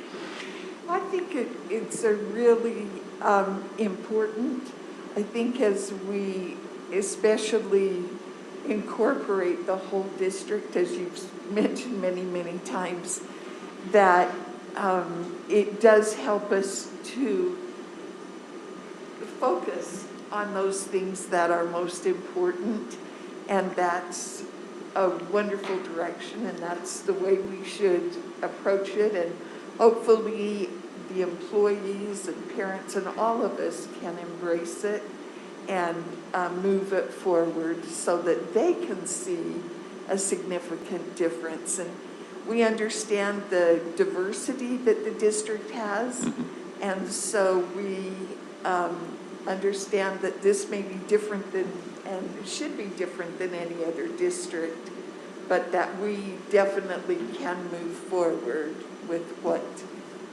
with the goals and the ideas that we have. Thank you. And two points there for me in terms of your feedback that I really appreciate. One is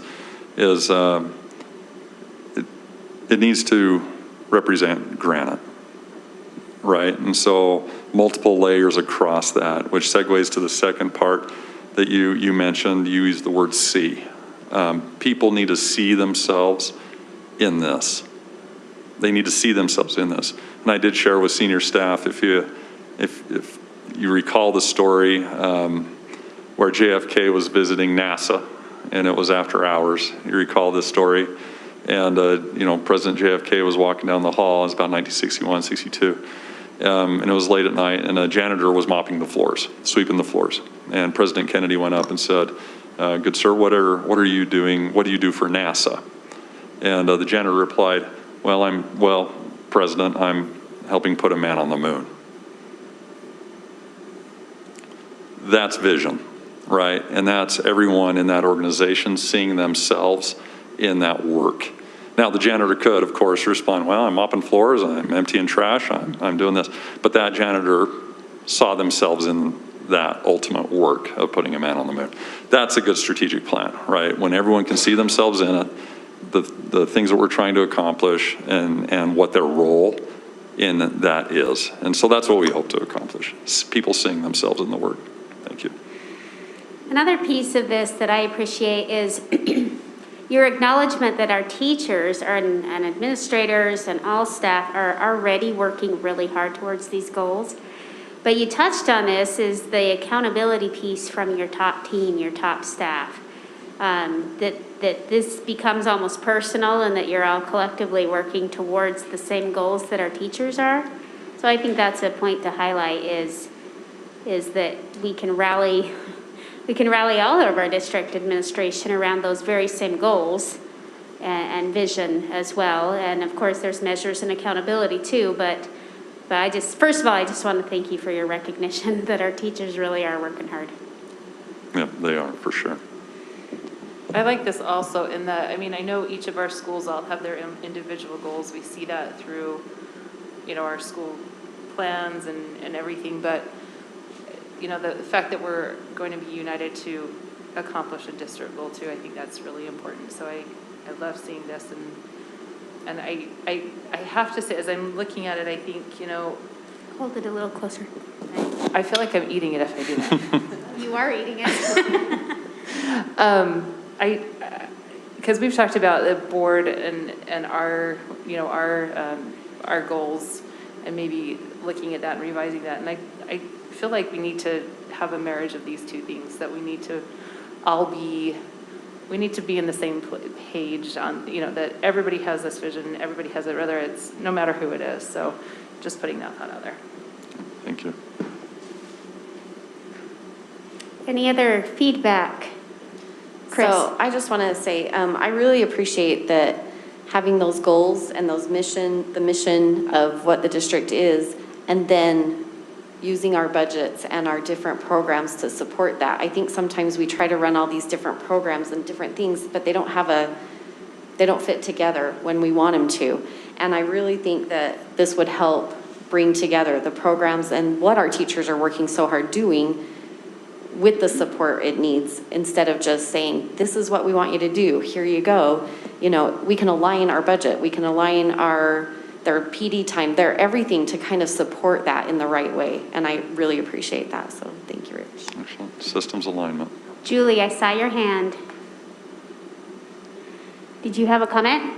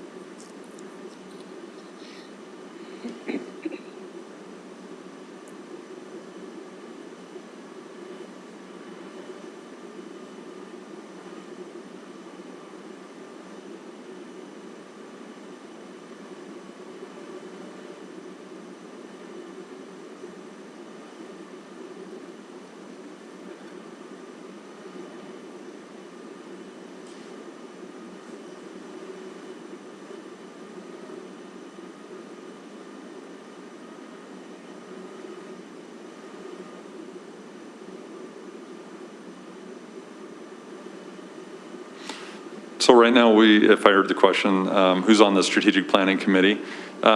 We don't have necessarily a formal committee at this point. What we do have is a district improvement steering committee who is wrestling with the concepts, right? So we're very much in the infancy stage. Rick led a great tuning protocol. Rick, do you want to describe how you engaged DISC in even talking about this like we did last week, and some of the feedback that we received per that protocol? Yeah, so DISC is a committee that meets monthly, has done so in Granite for many, many years, District Improvement Steering Committee. Last month, we brought to that group structure outlining, not really details, but more of a framework for a strategic plan that would include your overall goals, 3 priorities, measures within priorities, objectives, and then actions. Had some vocabulary, because sometimes you can use different words for a priority, and introduced that to the group. Use a tuning protocol, meaning we brought that rough sketch to them and solicited feedback, and so we engaged in that. Had a couple minor adjustments to make, and then we'll continue next month with fleshing it out. Not that that will happen in a month, but monthly we'll continue to progress towards an April deadline to have something close to present. Yeah, and part of that effort may require different subgroups depending on the themes that emerge, and then focus groups. Once we have something more that does bring in teachers, administrators, and different job classifications to weigh in and give input. Julie, to your comment, what are teachers experiencing? How are they thinking about some of these issues? Make sure we broaden that more fully. To be clear, I'm also getting a message. So just to restate the earlier part of what Julie said, because our online people can't hear you very well, Julie. So just to restate, Julie was basically saying that our teachers are those that work with the kids the most. They have the face time, they're closest to the kids, and so her question was, how are we bringing, or comment was, how are we bringing that resource to make sure that they have, that they're connected to this feedback channel of what all this should look like. So, Julie, I'm just sort of restating. You probably said it better than I did, but people online wanted to hear what you had said. Sorry, Rich, go ahead. Nope.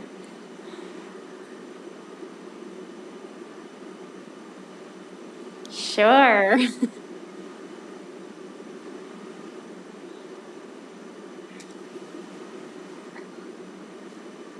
Okay, I caught about every third word. Can you restate that? She drew a blank. She can't. Oh, you drew a blank. Okay. Maybe I shouldn't be the one Write it down, reading. Julie.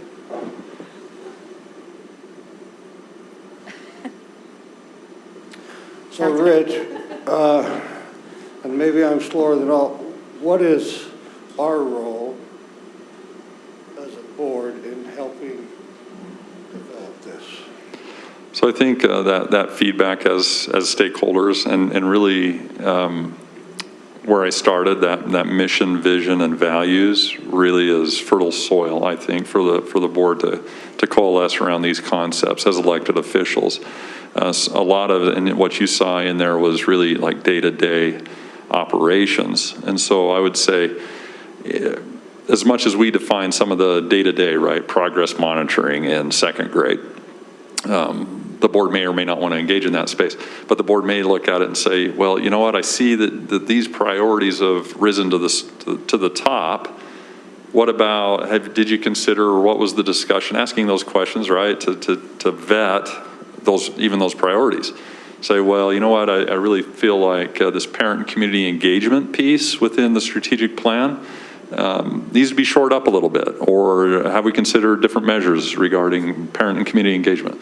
So it's really identifying what opportunities exist in its formation to say, hey, this is how we're thinking about the priorities of the district.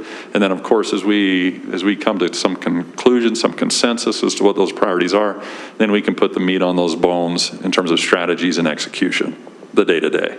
So you mentioned there's a committee formed. How often would we? Terry, you have to eat your microphone. Just a I'm reminder. eating my microphone.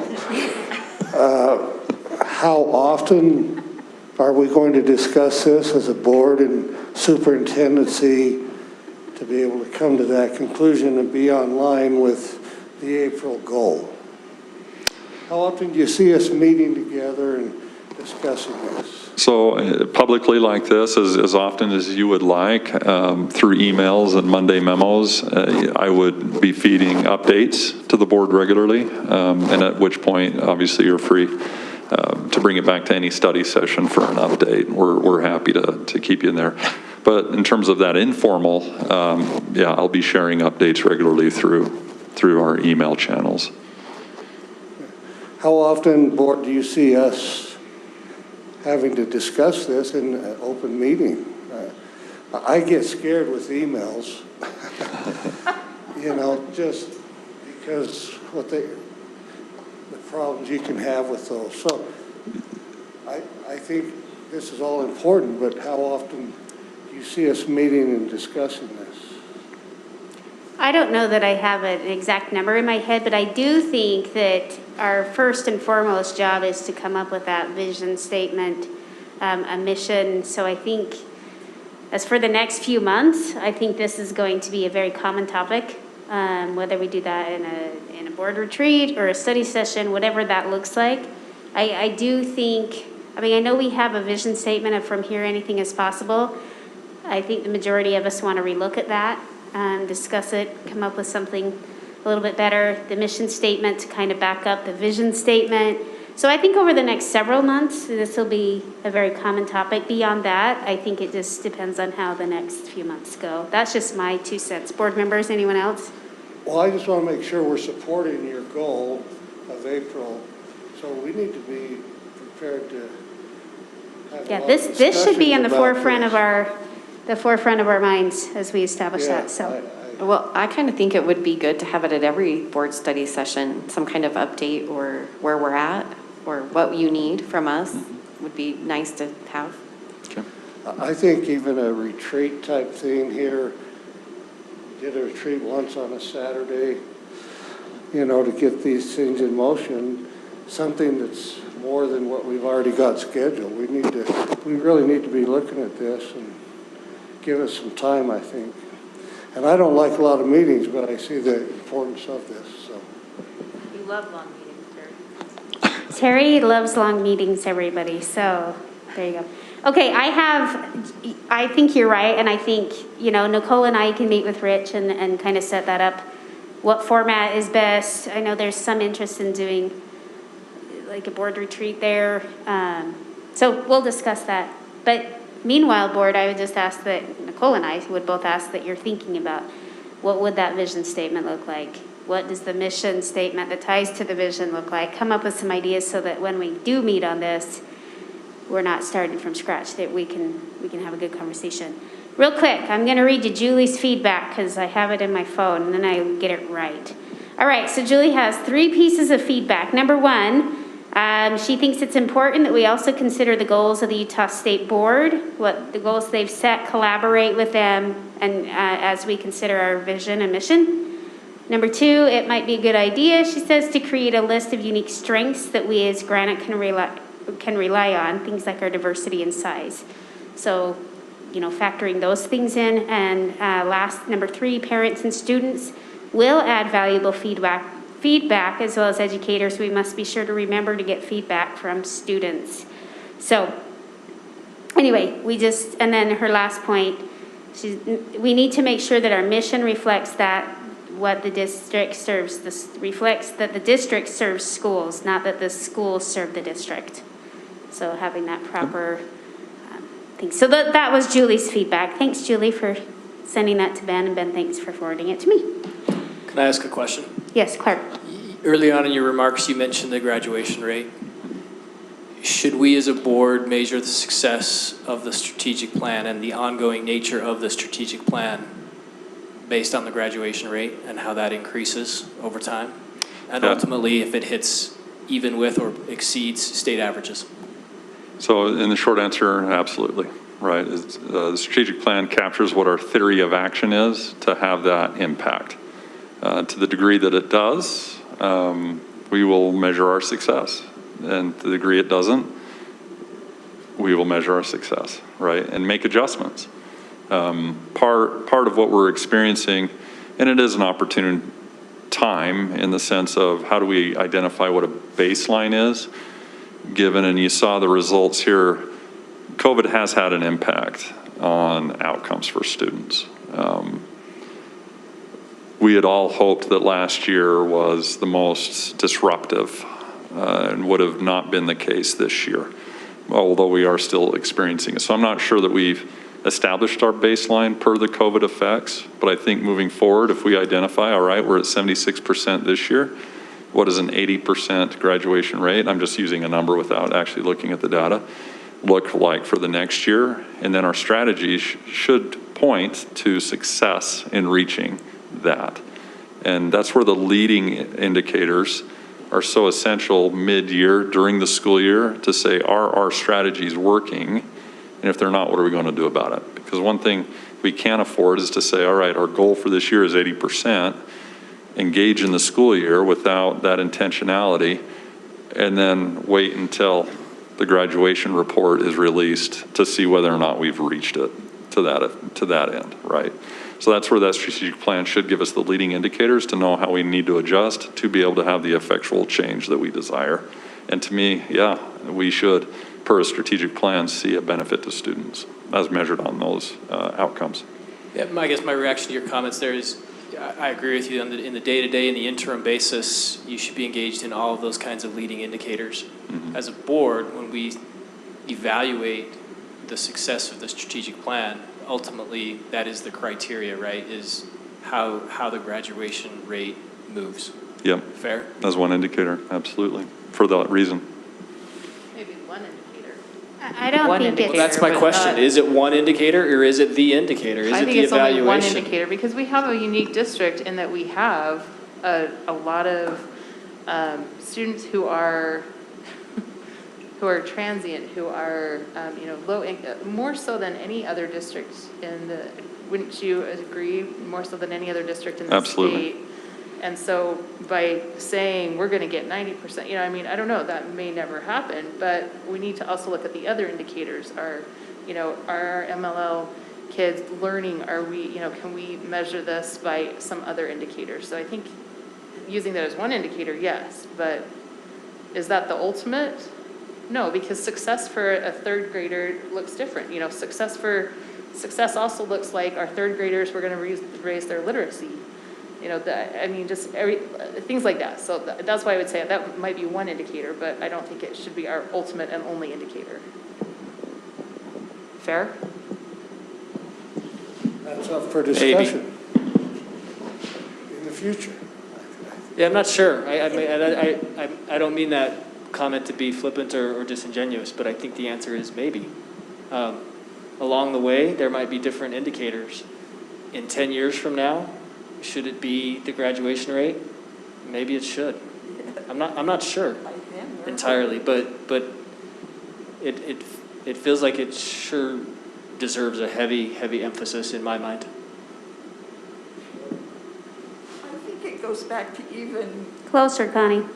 It goes back to even a few years ago when Martin was talking to a kindergarten teacher or something, and they said, oh, it matters what I teach these kids so that they can, so ultimately, definitely, but if we don't improve the third grade, then in 10 years or 9 years, we're not going to have that ultimate graduation rate that we want. Sure, and I guess I'm trying to articulate there's a distinction between the indicators that maybe Rich and his team are evaluating along the way, but as a Board of Education, where does our role lie in what those key indicators are? If it's more than one, what else is it?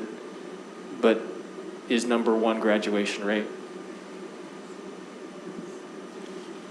And we don't need to answer that question tonight, but it is, these are all just, I think your intent was to get us thinking about that very thing, Clark, if I'm reading you right. And so as we review this, kind of in our mind, we have some work to do. Did you have anything else to add, or? No, I just say, and I've shared, the quote from W. Edwards Deming, the U.S. economist, that every system is perfectly designed to get the results that it gets. And that's where a strategic plan allows us to look at our system, knowing that we're not working with widgets, all on that straight up and forward, but we work with people. And at the same time, though, as mentioned, as articulated through what the data say, there is opportunity to look at our system and find those improvements that we need to have the outcomes that our students and family expect with us. Okay, any other comments or questions? Rich, thanks for putting this together. We're happy to have you here to figure out our strategic plan. Just know we stand ready to work with you and as a board, and we will be thinking about this and talking with each other, and we'll head forward together. So thank you. All right, with that, board, that is the end of our agenda. Woohoo! So I will entertain a motion to adjourn. I just want to remind you that Thursday is the USBA that's right. regional meetings at 6 in the Sandy office. Okay? And so please plan on that. You should have got an invitation in the mail. Just remind you that. And they will feed you dinner that night. So. Make a motion since you have your microphone. What's that? Make a motion to leave. Oh. And the addendum to that is I make a motion to adjourn. Second. All right, motion to adjourn in a second. All in favor, say aye. Aye. Aye. Thanks, Julie, joining us.